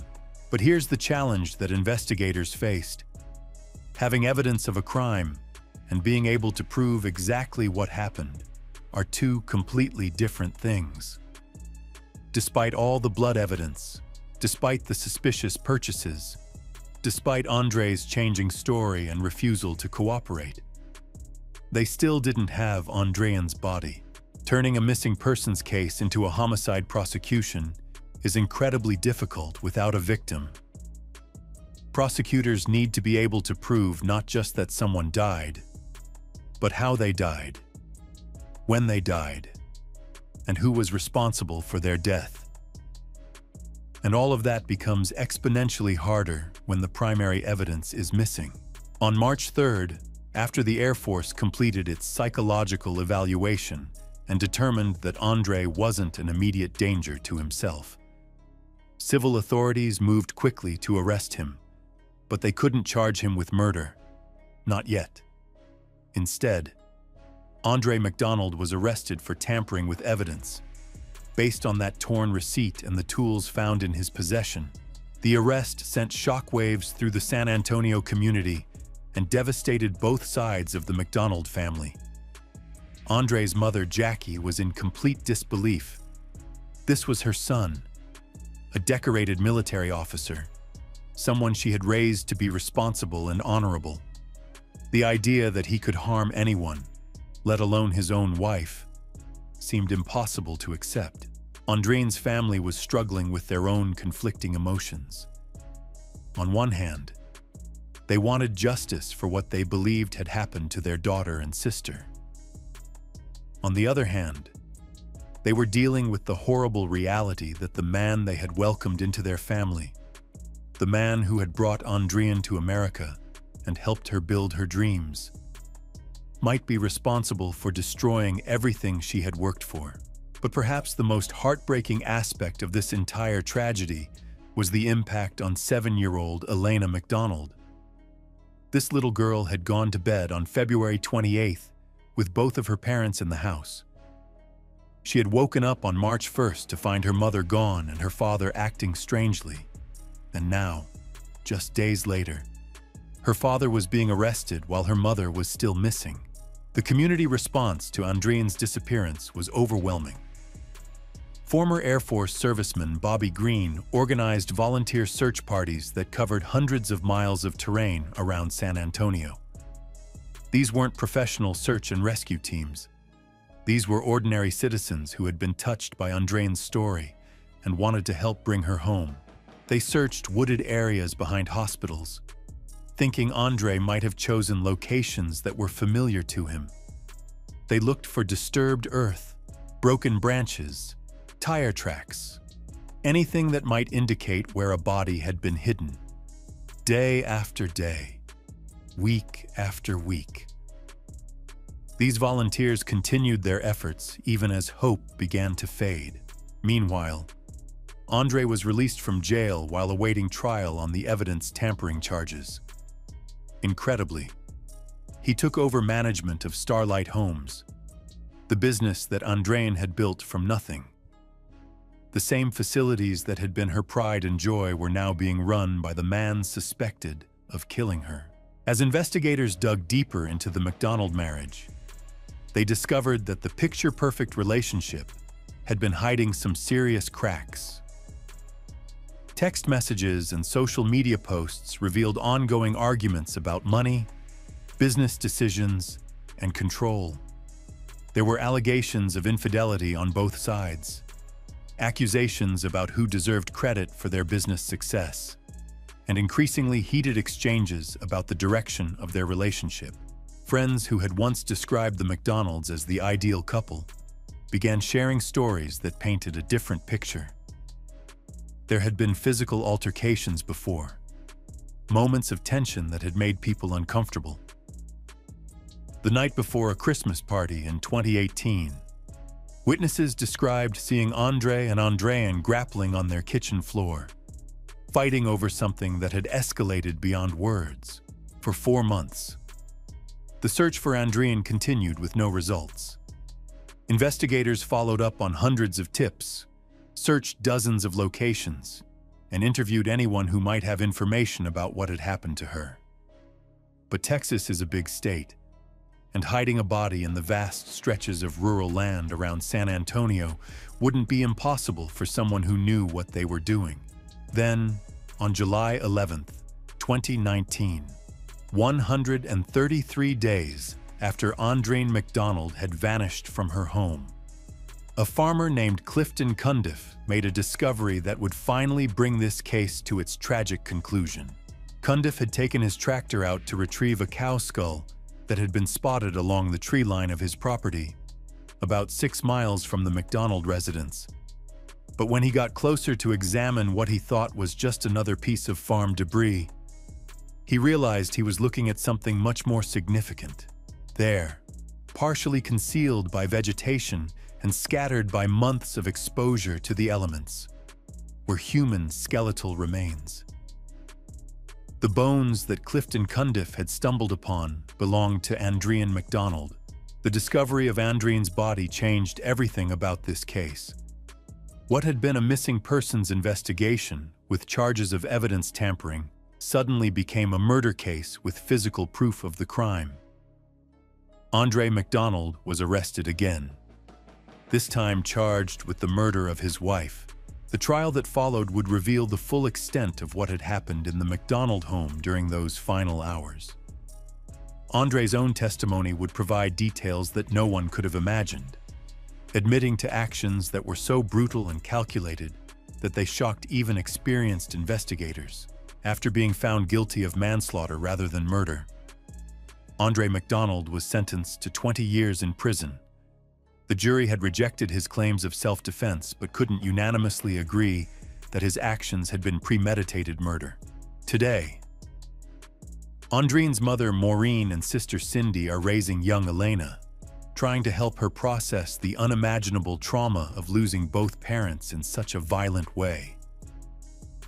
The Starlight Homes business that Andreen had built with such dedication and care has been closed. Another casualty of the violence that destroyed the MacDonald family. The American dream that Andreen MacDonald had pursued so successfully had been cut short by the very person who had helped her achieve it. Her story serves as a reminder that success and wealth can't protect us from the people closest to us, and that sometimes the greatest dangers come from within our own homes. Andreen MacDonald came to America with nothing but hope and determination. She built an empire, touched countless lives through her work, and created something meaningful that served her community. Her legacy should have been one of inspiration and achievement. Instead, it became a cautionary tale about trust, ambition, and the devastating consequences when love turns to jealousy and control. If you found this case as compelling and tragic as I did, please consider subscribing to the channel and hitting that notification bell. Cases like this one require us to examine the complex dynamics of domestic relationships and the warning signs that might help prevent future tragedies. Let me know in the comments what aspects of this case you found most disturbing and what you think could have been done differently to save Andreen's life. Until next time, stay safe out there. And remember that the people we trust the most sometimes have the greatest power to hurt us. In small farming communities across America, everybody knows everybody. Neighbors help neighbors.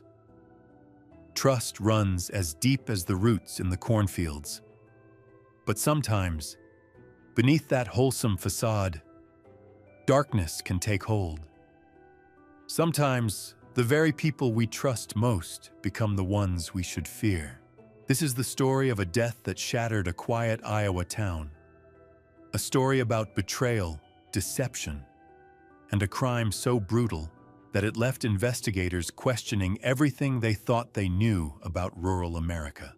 On a cold November morning in 2018, the silence of a small farming community was broken forever. What appeared to be a tragic accident would soon reveal itself as something far more sinister. A carefully planned murder disguised as a freak mishap on a family farm. The victim was a beloved mother of 3. The prime suspect was someone who had sworn to love and protect her until death do them part. And the key witness was a child who would be forced to testify against his own father. Welcome to one of the most shocking cases to ever emerge from America's heartland. A case that would expose the deadly consequences of infidelity, jealousy, and a marriage that had become a prison.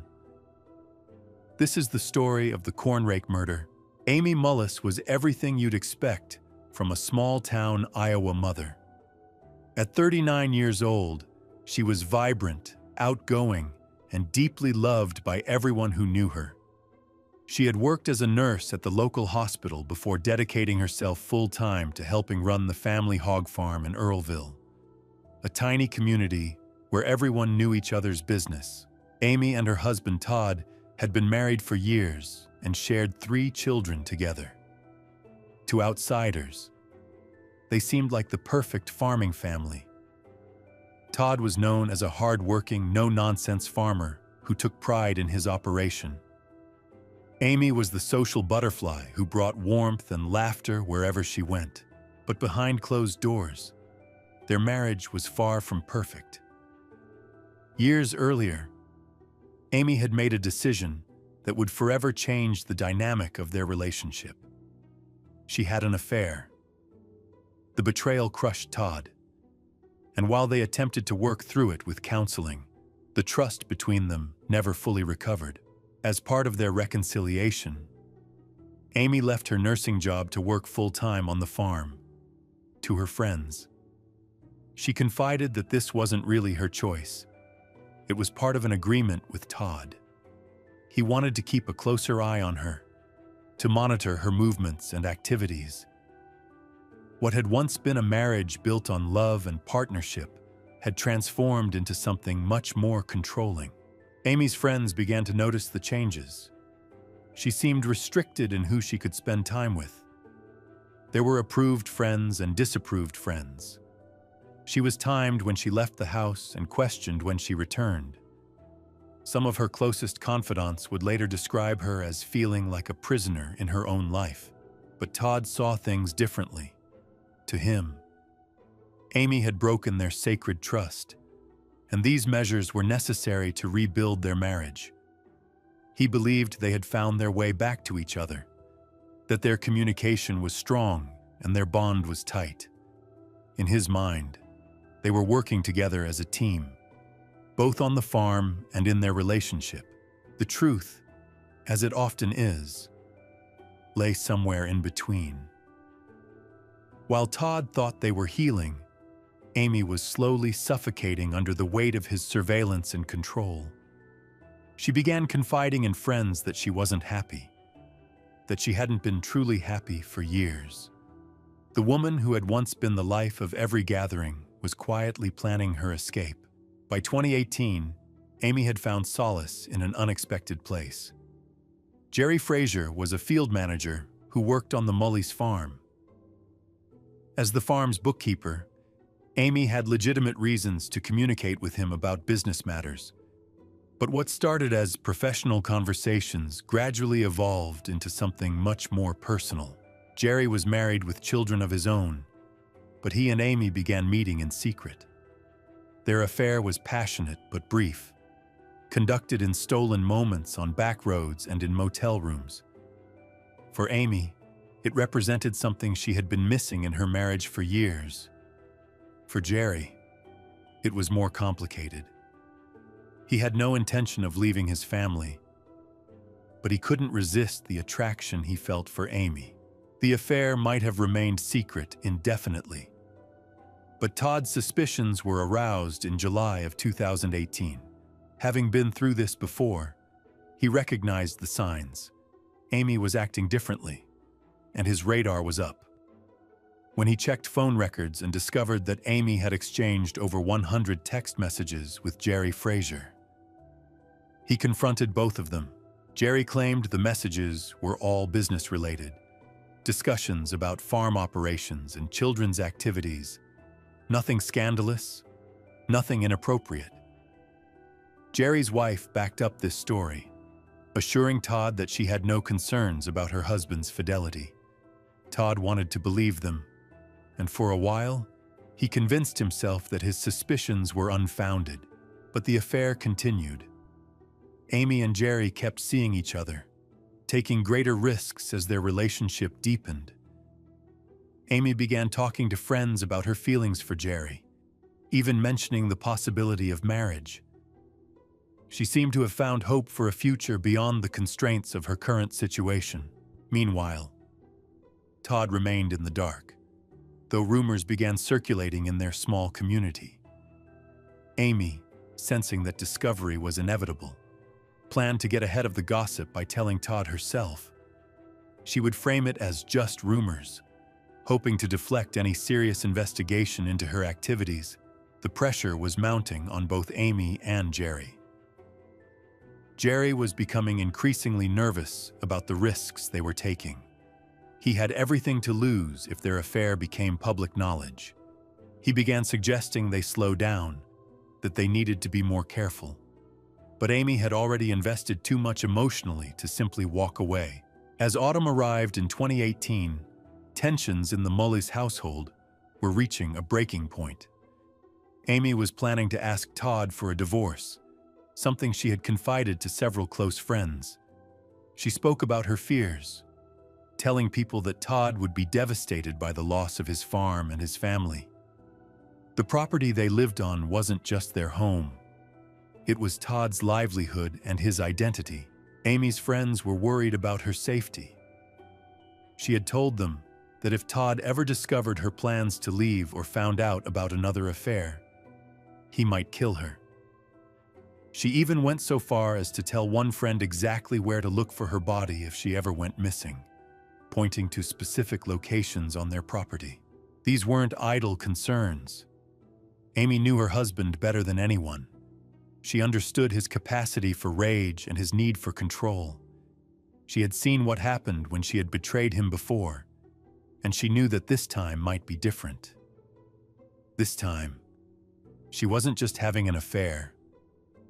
She was planning to leave altogether. Todd, for his part, sensed that something was wrong but couldn't quite put his finger on it. The phone records had been explained away, but his instincts told him otherwise. He had learned to trust those instincts during Amy's previous affair, and they were telling him that history was repeating itself. The stage was set for a confrontation that would end in tragedy. On one side was a woman desperate for freedom, willing to risk everything for a chance at happiness. On the other was a man who had already been betrayed once and was determined not to let it happen again. Between them lay years of resentment, broken trust, and competing visions of what their future should look like. What none of them could have predicted was how quickly and violently their conflict would be resolved. In just a few short weeks, one of them would be dead, another would be facing life in prison, and their children would be left to pick up the pieces of a family destroyed by secrets and lies. The morning of November 10th, 2018 started like any other day on the Mullis farm. But before it was over, it would become a date that no one in their small Iowa community would ever forget. The morning of November 10th began with routine preparations for another busy day on the farm. Amy had undergone a minor medical procedure just 4 days earlier, and this was her first day feeling well enough to help with the farm work. The weather was typical for Iowa in November, crisp and clear, with the kind of cold that made you appreciate the warmth of the barns.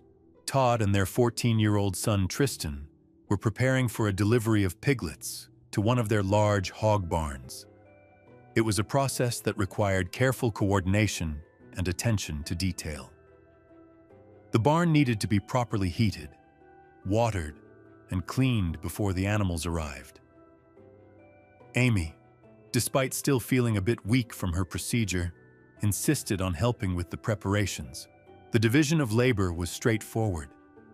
Tristan was responsible for setting up portable heaters throughout the barn, ensuring that the young piglets would stay warm in the Iowa cold. Todd focused on installing the water systems that would supply the pens. Amy took on the task of cleaning the light fixtures, climbing on overturned buckets to reach the bulbs that hung from the barn ceiling. For the first hour, Everything proceeded normally. The family worked together with the practiced efficiency that comes from years of farming. They moved through their tasks with minimal conversation, each person focused on their assigned responsibilities. It was the kind of quiet, productive morning that had defined their lives for years. But then Amy began showing signs that something was wrong. She started feeling dizzy while balanced on one of the buckets, gripping the sides to keep from falling. Her legs became shaky, and she had to climb down to steady herself. Tristan noticed his mother's distress and asked if she needed help. Todd, working nearby, echoed his son's concern. Amy insisted she was fine, attributing her symptoms to lingering effects from her medical procedure. She was determined to continue working, to pull her weight despite feeling unwell. But as the morning progressed, her condition seemed to worsen rather than improve. When Amy experienced another dizzy spell, Todd became genuinely worried. He suggested that she should go back to the house and rest, that it wasn't wise for her to continue working while feeling unsteady. Amy reluctantly agreed, but Todd made one small request before she left. He asked if she could stop by the red storage shed on her way to the house and retrieve a pet carrier. They would need it later in the day to gather up a litter of kittens that had been living near some heavy machinery Todd planned to use. It was a simple task, something that should take only a few minutes. Amy agreed to the request and left the barn. Walking the 30 yards to the red shed while Todd and Tristan continued their work. Neither of them thought anything more about it at the time. It was just another routine task on a day full of routine tasks. The father and son worked together for another hour and a half, finishing up the preparations for the piglet delivery. They moved to an office area at the front of the barn to complete some paperwork when Todd glanced out the window and noticed something odd. The pet carrier wasn't where he had asked Amy to place it near the shop area. Todd assumed Amy might still be struggling with the carrier, or had perhaps gone back to the house without completing the task. He sent Tristan to check on her, asking his son to see what was taking so long. It was a decision that would haunt the teenager for the rest of his life. Tristan walked to the red shed, expecting to find his mother perhaps resting or having difficulty with the pet carrier. Instead, he discovered a scene that would be burned into his memory forever. Amy was lying face down just inside the shed entrance, her body motionless. Protruding from her back was a corn rake, its metal tines piercing through her clothing. The corn rake was not like the leaf rakes most people are familiar with. It was a heavy-duty farming tool with 4 sharp metal prongs designed for moving and gathering corn stalks. The prongs were typically kept razor-sharp to be effective, and the tool itself was substantial enough to cause serious damage. Tristan's training kicked in despite his shock. He checked for a pulse on his mother's neck and wrist, finding nothing. The 13-year-old's anxiety level went from 0 to 100 in an instant as he realized the gravity of what he was seeing. He screamed for his father, his voice carrying across the farmyard with desperate urgency. Todd came running and immediately assessed the situation. Amy was unconscious and bleeding, the corn rake embedded in her back at an angle that made it clear this was a serious injury. The opening to the red shed was narrow, making it difficult to maneuver, and Todd realized he would need to remove the rake in order to get Amy out and to medical help. Without hesitation, Todd pulled the farming tool from his wife's back and lifted her in his arms. He carried her to their pickup truck while instructing Tristan to get ready to leave immediately. Todd placed Amy across Tristan's lap in the passenger seat and began driving toward the hospital in nearby Manchester. As they raced down the rural roads, Todd used his cell phone to call 911. The dispatcher could hear the panic in his voice as he tried to explain what had happened. He described finding Amy with the corn rake in her back, saying he believed she had somehow fallen on the tool while trying to retrieve the pet carrier.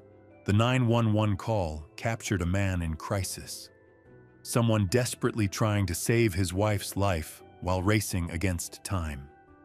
Todd's voice was strained and emotional as he spoke to the dispatcher, updating them on Amy's condition and their location as they sped toward help. When the dispatcher suggested they pull over so that emergency responders could meet them, Todd complied immediately. He stopped on the side of the road and, with the dispatcher's guidance, attempted to perform CPR on his wife. Tristan watched in horror as his father tried desperately to revive his mother, pumping her chest and calling her name, but Amy remained unresponsive. Her body was cold to the touch, and despite Todd's frantic efforts, she showed no signs of life. When the first deputy arrived on the scene, he found a father and son covered in blood, desperately trying to save the woman they both loved. The deputy immediately took over the medical efforts, while Todd explained what he believed had happened. Amy had been feeling dizzy all morning. He said, "She must have lost her balance while reaching for the pet carrier and fallen onto the corn rake. It was a tragic accident, the kind of freak occurrence that could happen on any farm." The story seemed plausible at first glance. Farming accidents were unfortunately common, and the combination of Amy's medical procedure, her dizzy spells, and the presence of sharp farming tools created a scenario that could easily result in tragedy. The deputy focused on trying to save Amy rather than questioning the circumstances, but Amy never regained consciousness. Despite the best efforts of the emergency responders and the medical team at the hospital, she was pronounced dead shortly after arrival. The vibrant, social woman who had been the heart of her family was gone, leaving behind 3 children and a community in shock. News of Amy's death spread quickly through their small town. In a place where everyone knew everyone else, the loss of such a beloved figure sent ripples of grief throughout the community. People struggled to understand how such a terrible accident could have occurred to someone so full of life. However, as the initial shock began to wear off, questions started to emerge. The medical examiner who performed Amy's autopsy made a discovery that would change everything. Instead of 4 puncture wounds that would match the 4 prongs of a corn rake, Amy's body showed 6 distinct puncture wounds. The math simply didn't add up. The medical examiner's findings sent shockwaves through the investigation. Dr. Kelly Cruz, the forensic pathologist who conducted Amy's autopsy, discovered evidence that contradicted the accident theory entirely. Along with the 6 puncture wounds, Amy had sustained blunt force injuries to her face, hands, and knees. There was a small abrasion on her upper lip. These injuries painted a picture of a struggle, not an accidental fall. Most telling of all, the puncture wounds showed different angles and directions, indicating that Amy had been stabbed multiple times with the corn rake. This wasn't a single tragic accident. This was a deliberate, brutal attack that someone had tried to disguise as a farming mishap. The Delaware County Sheriff's Office suddenly found themselves investigating not an accident, but a homicide. And in a case like this, the statistics were clear. When a married woman is murdered, the husband is the most likely suspect 90% of the time. As investigators dug deeper into Todd and Amy's marriage, the facade of their reconciliation began to crumble. Friends came forward with disturbing stories about Todd's controlling behavior since Amy's first affair. They described a woman who felt like a prisoner in her own home, monitored and restricted at every turn. More damaging still was the discovery that Amy had been having another affair, this time with Jerry Frazier, the farm manager. Despite Todd's claims that he knew nothing about it, investigators found evidence that he had suspected something was wrong for months. When police searched Todd's electronic devices, they uncovered a series of internet searches that chilled investigators to the bone. Someone had been researching what happens to cheaters in history. Thrill of the kill, and most disturbing of all, killing unfaithful women. Todd claimed he had never made these searches, but digital forensics suggested otherwise. The case against Todd seemed strong, but there was one major obstacle. His son Tristan had provided him with what appeared to be an airtight alibi. The teenager had told police that he and his father were together the entire morning, working side by side in the hog barn. But just days before the trial, Tristan was re-interviewed by investigators. This time, his story changed slightly but significantly. He admitted that there had been brief moments when he lost sight of his father. Times when Tristan had gone to get water or move equipment. These gaps were short, maybe a minute or two each time, but they were enough to provide Todd with opportunity.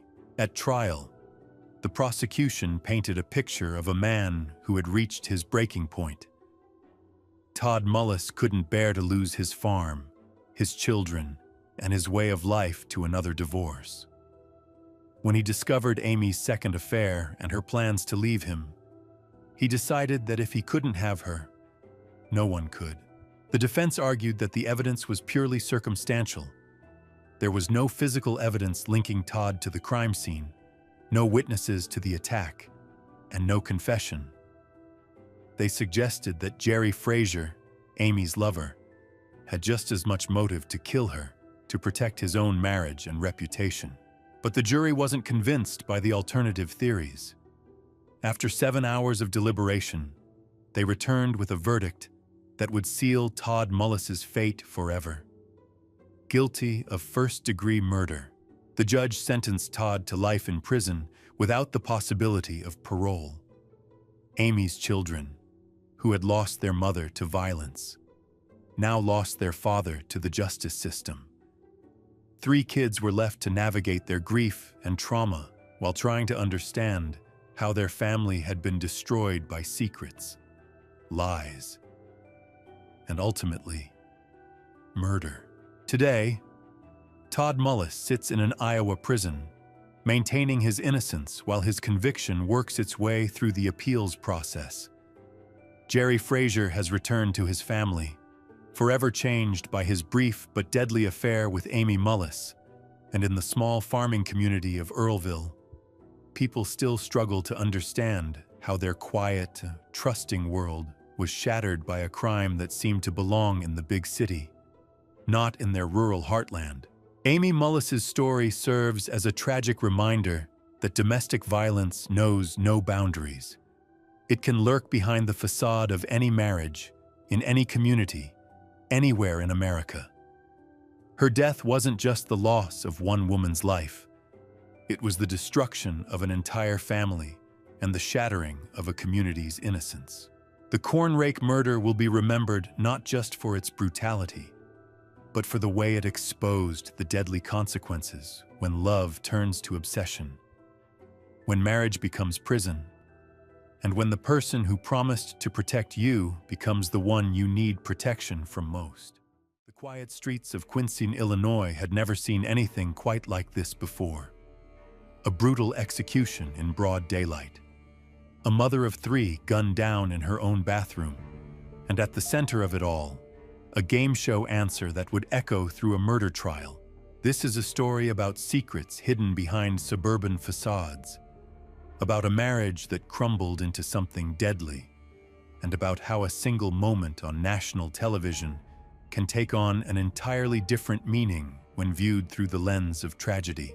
On a cold February morning in 2023, the unthinkable happened in this Mississippi river town, where everyone knows everyone. Becky Bleefnick, a beloved nurse and devoted mother, was found dead in the most horrific circumstances imaginable. She had been shot 14 times. 14 times. Each bullet a deliberate act of violence that would shatter not just her family, but an entire community's sense of safety. The crime scene told a story of pure terror. Someone had scaled the outside of her house in the dead of night, pried open a second-story window and hunted her down like prey. When Becky tried to call for help, her phone was knocked from her hands. She fled to her bathroom, but there was nowhere left to run. The killer stood over her and fired shot after shot until she was gone. But this wasn't a random break-in gone wrong. This wasn't some stranger looking for valuables to steal. This was personal. This was execution. And investigators would soon discover that the answer to who killed Becky Bliefnick might have been hiding in plain sight all along. 4 years before Becky's murder, her husband Tim stood on a brightly lit game show stage, facing host Steve Harvey and a studio full of cheering fans. The question seemed innocent enough. What's the biggest mistake you made at your wedding without missing a beat? Tim looked directly into the camera and delivered an answer that would later send chills down the spines of everyone who heard it. "Honey, I love you, but I said I do." The studio audience erupted in laughter. Steve Harvey doubled over. Even Tim's own family members standing beside him broke into grins. It was just a game show moment, a throwaway line meant to get a laugh and maybe win some points. But when those words resurfaced after Becky's brutal murder, they took on a meaning that nobody could have imagined, because by then, Tim Bliefnick was sitting in a jail cell, charged with his wife's murder. The story of Tim and Becky began like so many others. They met as college students at Quincy University, two young people with their whole lives ahead of them. For years, they seemed to have it all figured out.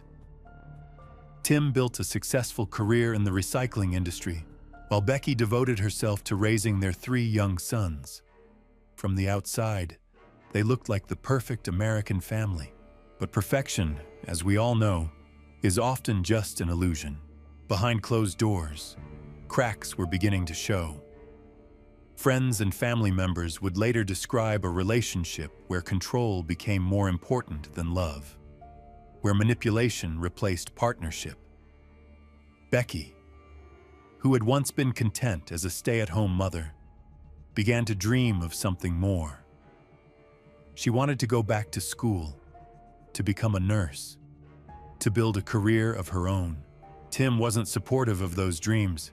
In fact, he seemed threatened by them. When Becky finally did pursue her nursing degree, the tension in their marriage reached a breaking point. She was flourishing in her new role, helping patients and saving lives. But at home, things were falling apart. The woman who had once deferred to her husband's wishes was finding her voice, and Tim didn't like what he was hearing. In January 2021, Tim filed for divorce. But if he thought that would give him back the control he craved, he was wrong. What followed was nearly 2 years of bitter legal battles over money, property, and most importantly, custody of their 3 children.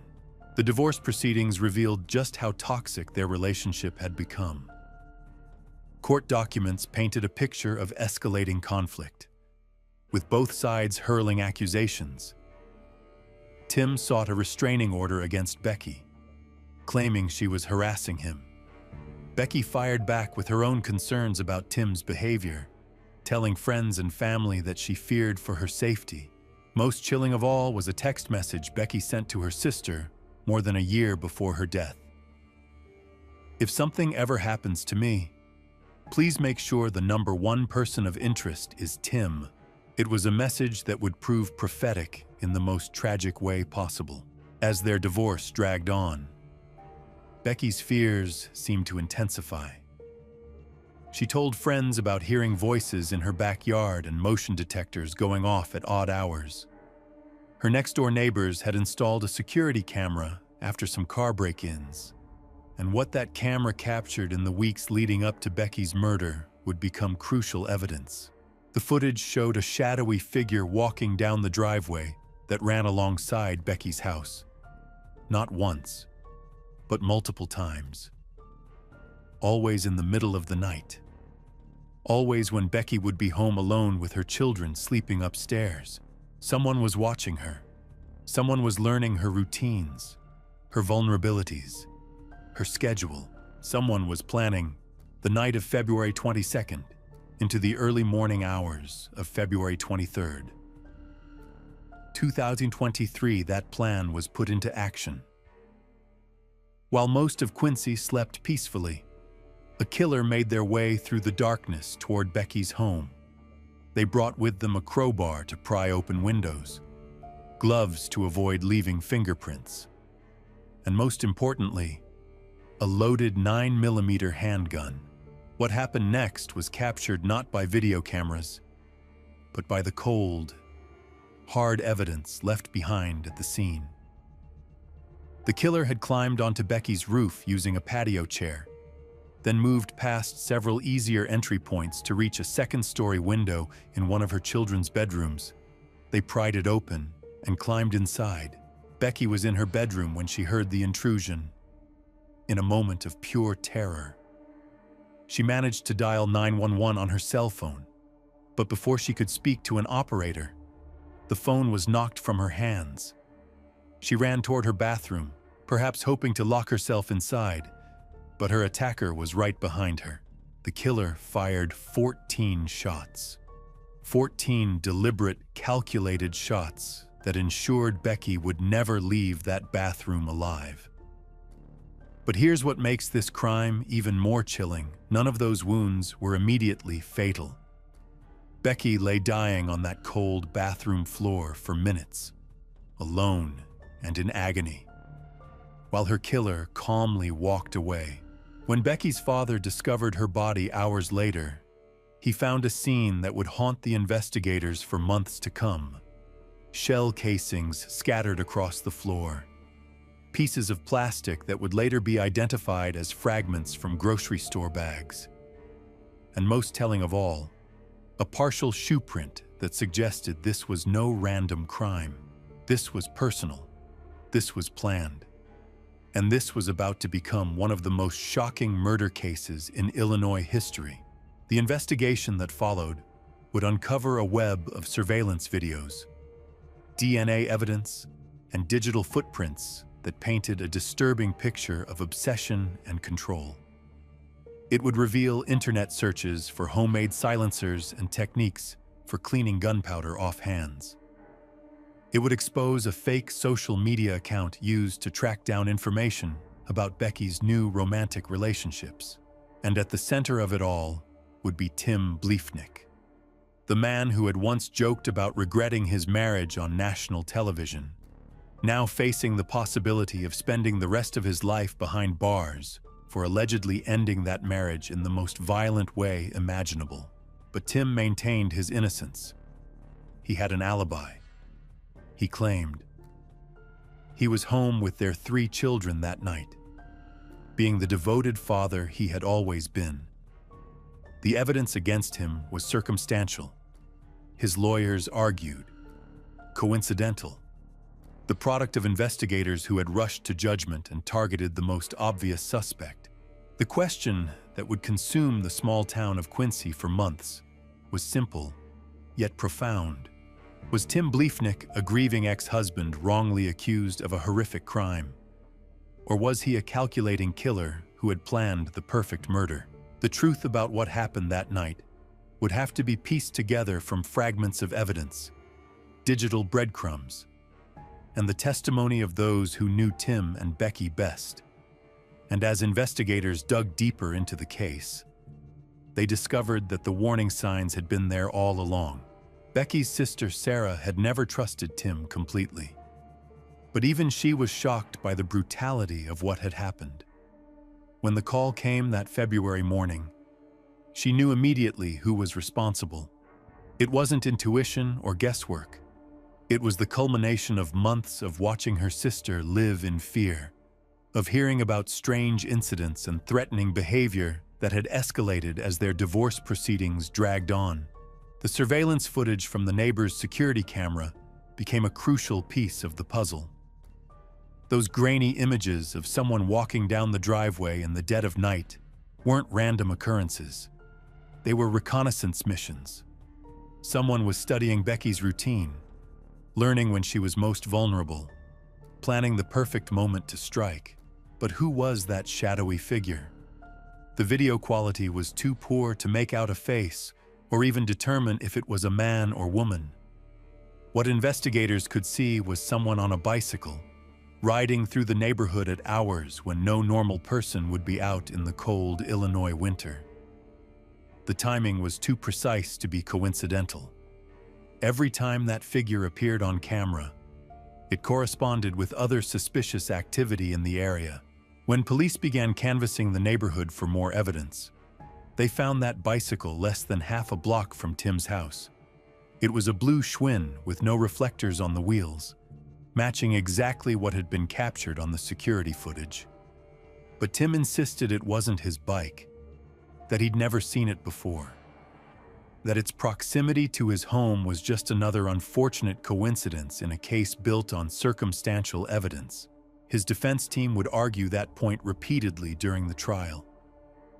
Yes, Tim and Becky had been going through a bitter divorce. Yes, he had made some questionable internet searches.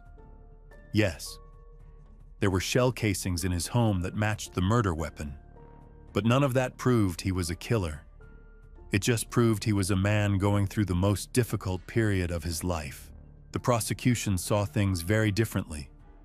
They believed they were looking at a carefully orchestrated murder carried out by someone who knew Becky's habits intimately.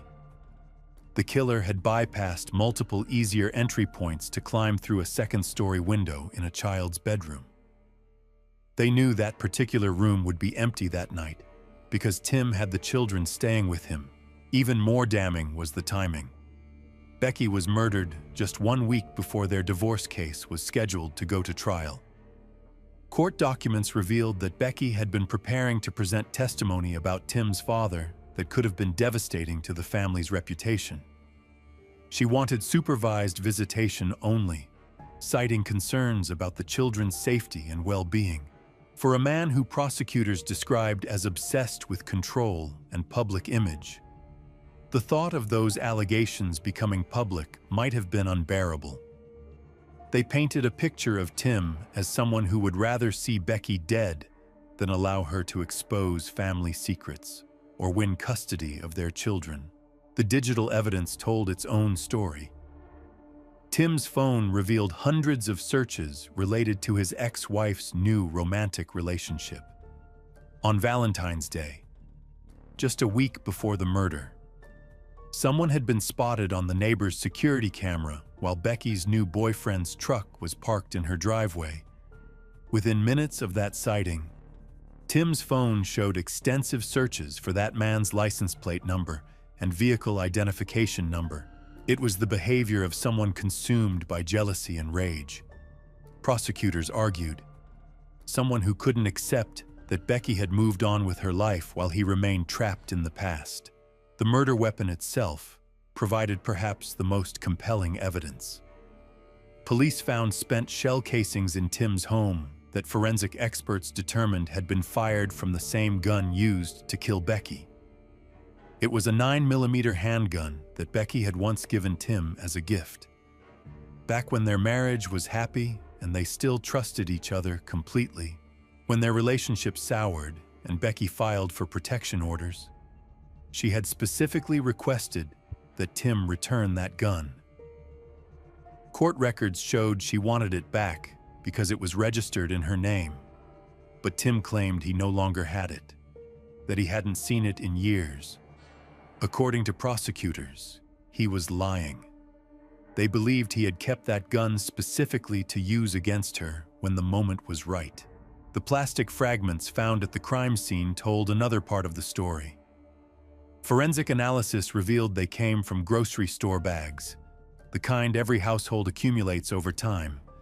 But these weren't just random pieces of plastic. They appeared to have been used deliberately, possibly to muffle the sound of gunshots or catch shell casings as they were ejected from the weapon. DNA evidence found on those plastic fragments couldn't definitively prove Tim's guilt, but it couldn't exclude him either. The same was true for genetic material found under Becky's fingernails. She had fought for her life in those final moments, scratching and clawing at her attacker, potentially leaving crucial evidence behind. Tim's defense team, led by attorney Casey Schnook, attacked every piece of evidence methodically. The DNA was inconclusive. The shell casings could have been planted. The internet searches were taken out of context. The bicycle could have belonged to anyone. They painted their client as a devoted father who would never orphan his own children by murdering their mother.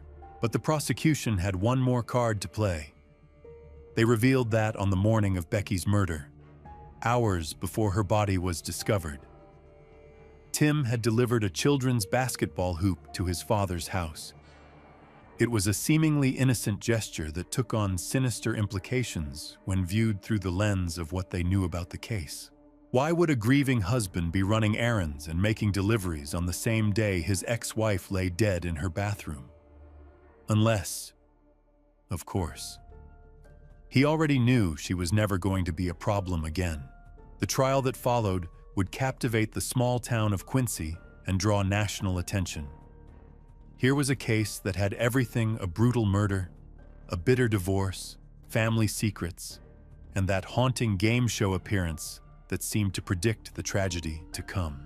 Tim Bleefnick sat in the defendant's chair, maintaining his innocence even as witness after witness testified about his controlling behavior, his obsessive monitoring of Becky's activities, and his desperate attempts to maintain power over a woman who was finally ready to break free. The jury would have to decide whether they were looking at a cold-blooded killer who had planned the perfect murder, or an innocent man caught in a web of circumstantial evidence and coincidence. The stakes couldn't have been higher, and the outcome would determine whether Tim spent the rest of his life behind bars or walked free to raise the 3 children who had already lost their mother. When the verdict was read on that May afternoon in 2023, the courtroom fell silent, except for the sound of breathing. Guilty of first-degree murder. The words hung in the air like a death sentence, which in many ways they were. Tim Bleefnick showed no emotion as the judge's gavel came down. His family members in the gallery began to weep. Becky's family finally exhaled for what felt like the first time in months.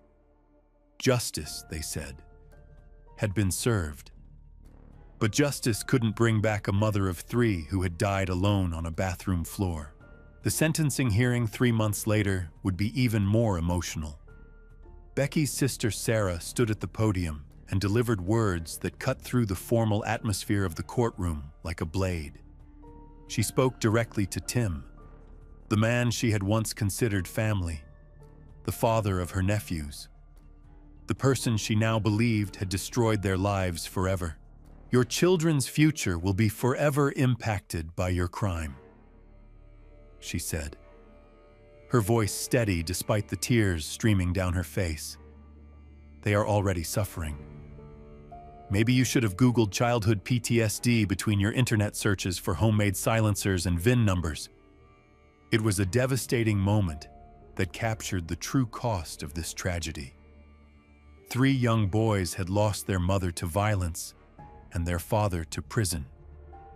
They would grow up knowing that the 2 people who were supposed to protect them above all else had instead become locked in a battle that ended with one dead and the other condemned to die behind bars.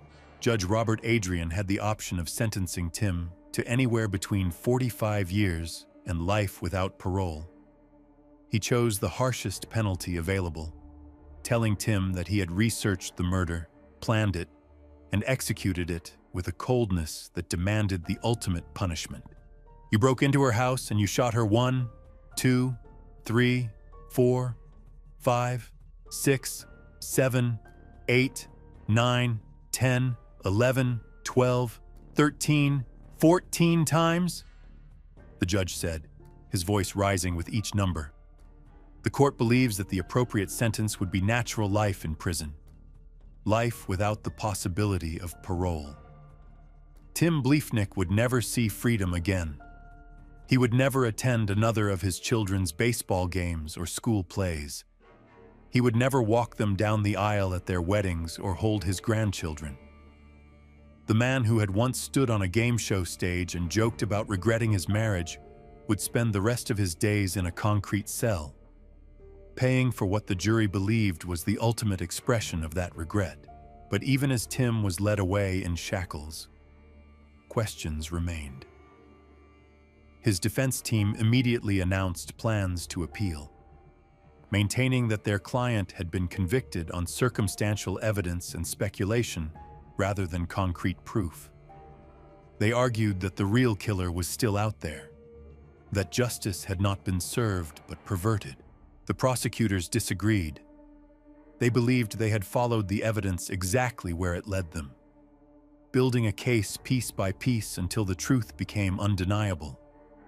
The shell casings, the DNA fragments, the surveillance footage, the internet searches, the timing of the murder, all of it pointed to one inescapable conclusion. For the community of Quincy, the trial's end brought a mixture of relief and sadness. The streets were safe again, but the cost had been enormous. A beloved nurse was gone forever. 3 children were orphaned. A family was shattered beyond repair, and the illusion of safety that small towns cherish had been stripped away by the recognition that evil can hide behind the most ordinary facades. The case would be remembered not just for its brutality, but for the way it revealed how domestic violence can escalate in shadows, how warning signs can be missed or dismissed, and how the people we trust most can sometimes be the ones who pose the greatest danger. Becky's final text message to her sister, the one predicting that if something happened to her, Tim should be the first suspect, became a haunting reminder that victims of domestic abuse often know their fate long before anyone else recognizes the danger. She had tried to protect herself through the legal system, through restraining orders and custody battles, but in the end, the system had failed her when she needed it most. Today, Tim Bleefnick sits in an Illinois maximum security prison, maintaining his innocence and fighting his conviction through the appeals process. His children are being raised by Becky's parents, trying to build new lives from the wreckage of unimaginable tragedy. And somewhere in a television archive, that Family Feud episode still exists. A bizarre time capsule of a moment when a joke about marriage regret seemed harmless and funny, rather than prophetic and chilling. It serves as a reminder that we never really know the people around us as well as we think we do, and that sometimes the most ordinary moments can take on extraordinary significance when viewed through the lens of tragedy. The game show and the murder. 2 seemingly unconnected events that became forever linked in one of the most shocking criminal cases in recent memory. A reminder that truth, as they say, can indeed be stranger than fiction. Morning joggers, dog walkers, residents heading to work. Just another peaceful Friday in Oak Cliff, Dallas, October 9th, 2020. The sun was barely up when the quiet suburban street erupted in gunfire. 7 shots, one after another. Rapid succession. When the smoke cleared, Jamie Faith lay dead on the pavement, his blood pooling on the asphalt where moments before he'd been walking his dog with his wife. What appeared to be a random act of violence would soon reveal itself as something far more sinister. A calculated murder orchestrated by the one person Jamie trusted most. This is the story of betrayal, manipulation, and a deadly obsession that destroyed an entire family. The story of how a loving husband became the target of his own wife's twisted scheme. I'm here to walk you through one of the most disturbing cases of murder for hire in recent memory. By the end of this investigation, you'll understand how Jennifer Faith convinced a war veteran to drive 10 hours from Tennessee to execute her husband in cold blood. How she manipulated everyone around her, from grieving neighbors to federal investigators, and how a seemingly perfect marriage concealed a web of lies that would ultimately cost Jamie Faith his life. But first, let me paint you a picture of who Jamie Faith really was. Because understanding the victim is crucial to understanding just how devastating this betrayal truly became. Jamie Faith wasn't supposed to be married. For years, he insisted he was a confirmed bachelor. His closest friends from Wisconsin knew him as the guy who'd never settle down, never have kids, never commit to anything beyond his career. He was content with his single life, working his way up in the technology sector, eventually landing a prestigious position with American Airlines. But then something changed. In 2015, Jamie met Jennifer. The attraction was immediate and intense. Within months, this man who swore off marriage was walking down the aisle in Las Vegas. Not only did he marry Jennifer, but he embraced her 8-year-old daughter Amber as his own, eventually adopting her when she turned 18. Friends who knew Jamie before Jennifer were stunned by the transformation. Here was a guy who claimed he didn't want kids, suddenly attending dance recitals and school events. He threw himself into fatherhood with the same dedication he brought to everything else in his life. By 2017, Jamie's career had taken off. American Airlines promoted him to IT director, and the family relocated from Arizona to Dallas. They bought a beautiful home in Oak Cliff, complete with a swimming pool that quickly became the neighborhood gathering spot. Jamie and Jennifer seemed to have it all: a successful career, a loving family, financial security. The neighbors adored them. The Faiths were known as the fun couple on the block. Their home was always open to local families. Kids would come over to swim. Jennifer would coordinate neighborhood events. And Jamie was the guy everyone could count on for help with technology problems or just a friendly conversation. But behind this picture-perfect facade, something was already going terribly wrong. In April 2020, 6 months before Jamie's murder, Jennifer made a decision that would set everything in motion. She reached out to an old boyfriend from high school. His name was Darren Lopez, and he was living in rural Tennessee, struggling through his own divorce while raising 2 daughters. Lopez wasn't just any ex-boyfriend. He was a decorated Army veteran who'd served multiple tours in Iraq with Special Forces. He'd earned a Purple Heart after surviving a roadside bombing that killed 19 soldiers in his unit. The explosion left him with a traumatic brain injury that would plague him for the rest of his life. When Jennifer reconnected with Lopez, he was in a dark place, isolated on 20 acres of Tennessee farmland, dealing with PTSD, financial problems, and the collapse of his marriage. He was vulnerable, and Jennifer knew exactly how to exploit that vulnerability. What started as innocent reminiscing about high school quickly escalated into something much more intense. Jennifer and Lopez began texting constantly. We're not talking about casual conversation here. In the 6 months leading up to Jamie's murder, these two exchanged over 116,000 text messages. Think about that number for a moment. 116,000 messages in 6 months. That's more than 600 texts per day. When did they sleep? When did they eat? When did they live their actual lives? The communication was obsessive, consuming, and increasingly romantic. But here's what makes this story even more disturbing. During this entire period, Jennifer was living what appeared to be a happy marriage with Jamie. She was posting on social media about how blessed she felt. She was planning family vacations. She was playing the role of devoted wife and mother. Meanwhile, she was conducting this secret emotional affair that was growing more intense by the day. Lopez, dealing with his own trauma and isolation, became completely fixated on Jennifer. She represented everything he'd lost: the connection to his youth, the promise of love, the hope for a better future. But Jennifer wasn't content with just an emotional affair. She wanted more, much more. As their relationship intensified, Jennifer began painting a very different picture of her marriage to Lopez. She started complaining about Jamie. She suggested he was controlling, that he was holding her back, that she was trapped in an unhappy situation. Lopez, already emotionally invested and struggling with his own demons, began to see Jamie as an obstacle to his happiness with Jennifer. But Jennifer wasn't done manipulating him yet.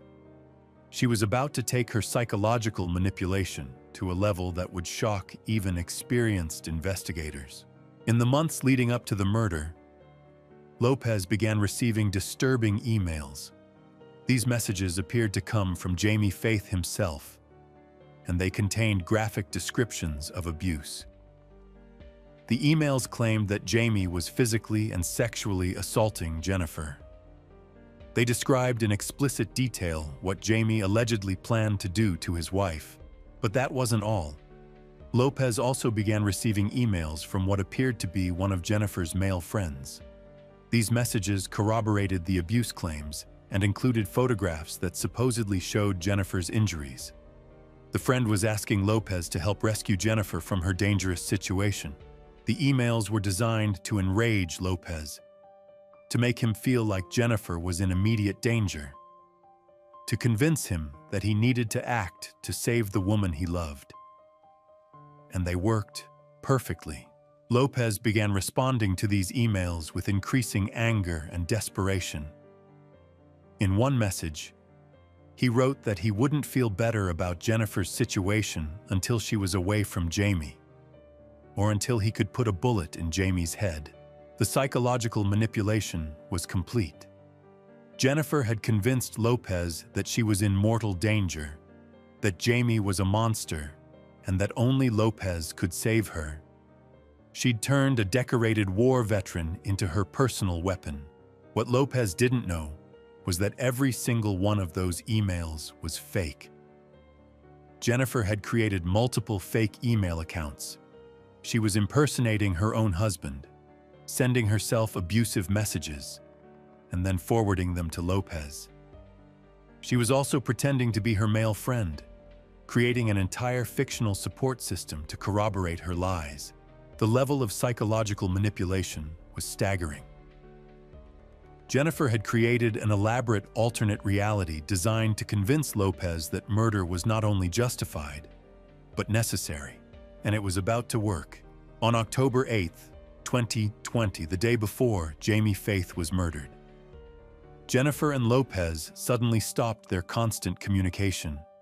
After months of texting hundreds of times per day, they went completely silent for 28 hours. That same day, Lopez told his daughters he was going on a hunting trip.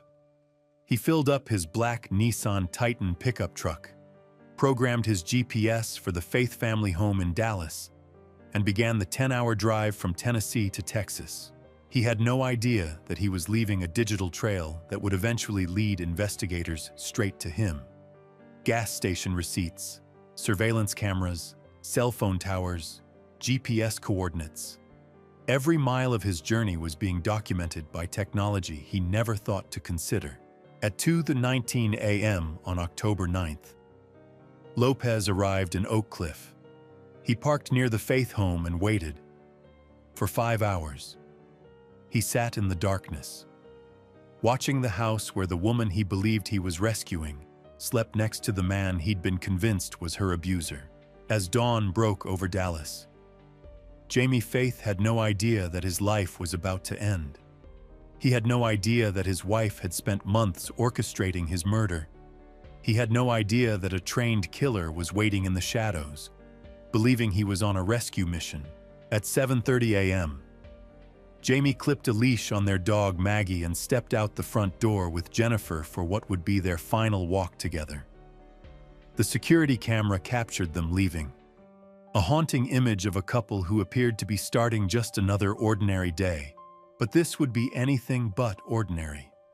In the next few minutes, Jennifer Faith's carefully orchestrated plan would reach its deadly conclusion, and Jamie Faith would pay the ultimate price for trusting the wrong person.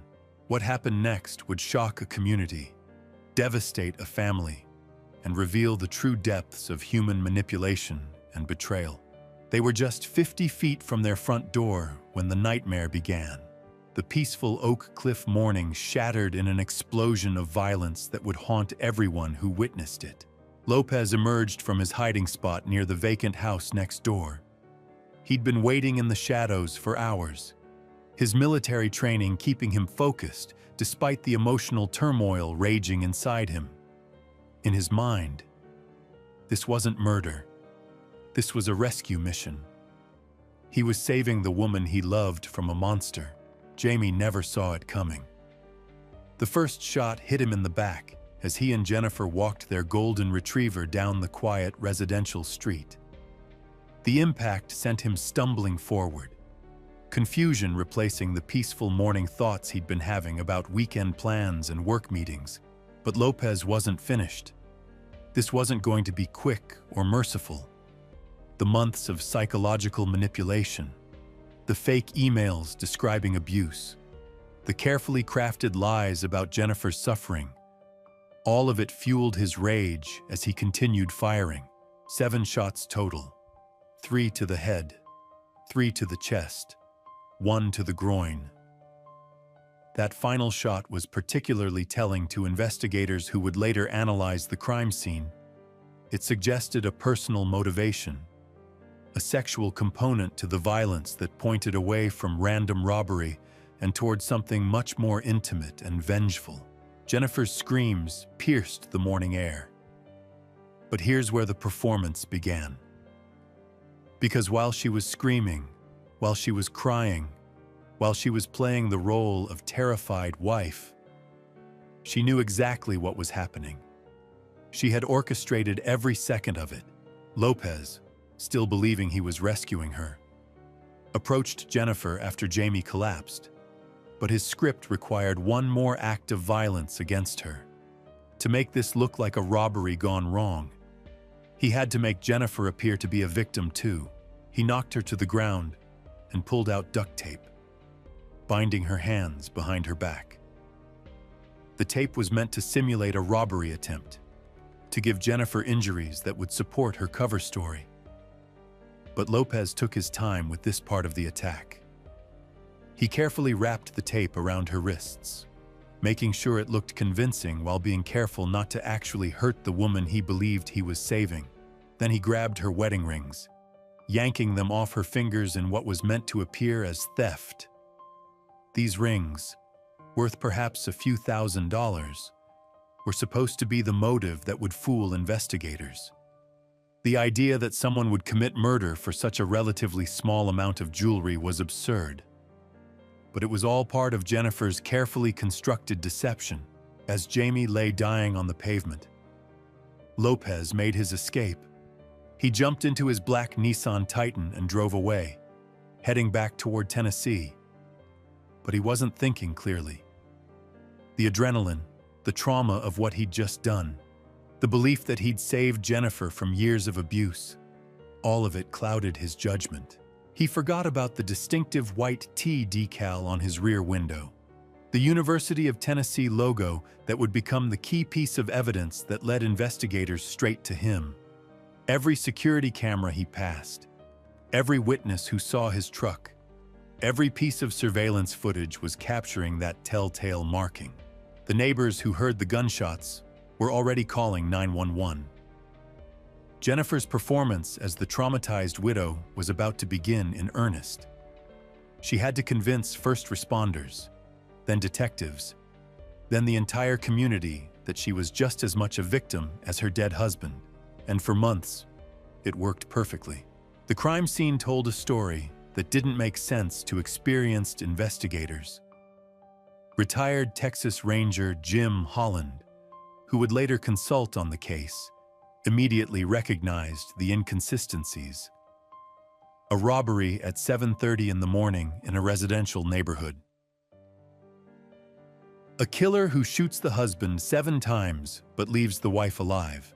A criminal who takes time to bind the victim's wife with duct tape just to steal some jewelry. Nothing about it felt random. Everything about it felt personal and planned, but Jennifer's performance was convincing. When Dallas Police Detective Eric Barnes arrived at the scene, he found a woman who appeared to be in genuine shock. She was crying, shaking, struggling to speak coherently about what had happened.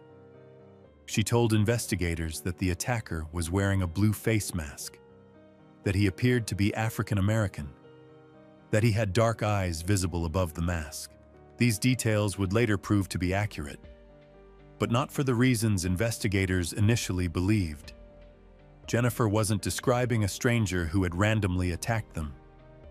She was describing the man she had spent months manipulating into committing murder on her behalf. The investigation began immediately. Dallas police canvassed the neighborhood, collecting security footage from every available camera. They found that haunting image of Jamie and Jennifer leaving their house, captured by their own doorbell camera just moments before the attack. They found footage of the black pickup truck speeding away from the scene, but they also found something else that would prove crucial later. Video footage showing Lopez near the vacant house next door, waiting in the shadows hours before the attack. The timestamp on that footage would eventually help prosecutors prove premeditation. In those first crucial hours after the murder, Jennifer had to walk a very fine line. She needed to appear traumatized and cooperative, but she also needed to guide the investigation away from any evidence that might expose her role in the plot. When detectives asked about possible motives, Jennifer painted Jamie as a man without enemies. He was just a technology director at American Airlines. She told them, he was quiet, hardworking, devoted to his family. Nobody would want to hurt him. The attack must have been random, a robbery gone wrong, a case of being in the wrong place at the wrong time. But even as she spoke these words, Jennifer was already thinking about her next moves. She needed to maintain contact with Lopez to make sure he didn't panic and confess. She needed to control the narrative in the media and with the community. And she needed to start collecting the financial benefits of Jamie's death. The life insurance alone was worth over $600,000. Combined with Jamie's 401k and other assets, Jennifer stood to collect more than $1 million from her husband's death. But she had to be patient. She had to continue playing the grieving widow long enough to collect those benefits and avoid suspicion. What Jennifer didn't realize was that her months of communication with Lopez had created a digital trail that would be impossible to hide. Every text message, every phone call, every social media interaction was stored on servers that investigators could access with the right warrants. In the days following the murder, as Jennifer played her role perfectly for the cameras and the community, Dallas police detectives were already starting to dig into her background. They were looking at her phone records, her financial situation, her social media activity, and they were about to discover that Jennifer Faith was not the grieving widow she appeared to be. She was something much more dangerous, a master manipulator who had convinced a decorated war veteran to commit murder, and who was now trying to convince an entire community that she was just another victim of random violence. The investigation was about to take a turn that would shock everyone involved, because the truth about Jennifer Faith was far more disturbing than anyone could have imagined.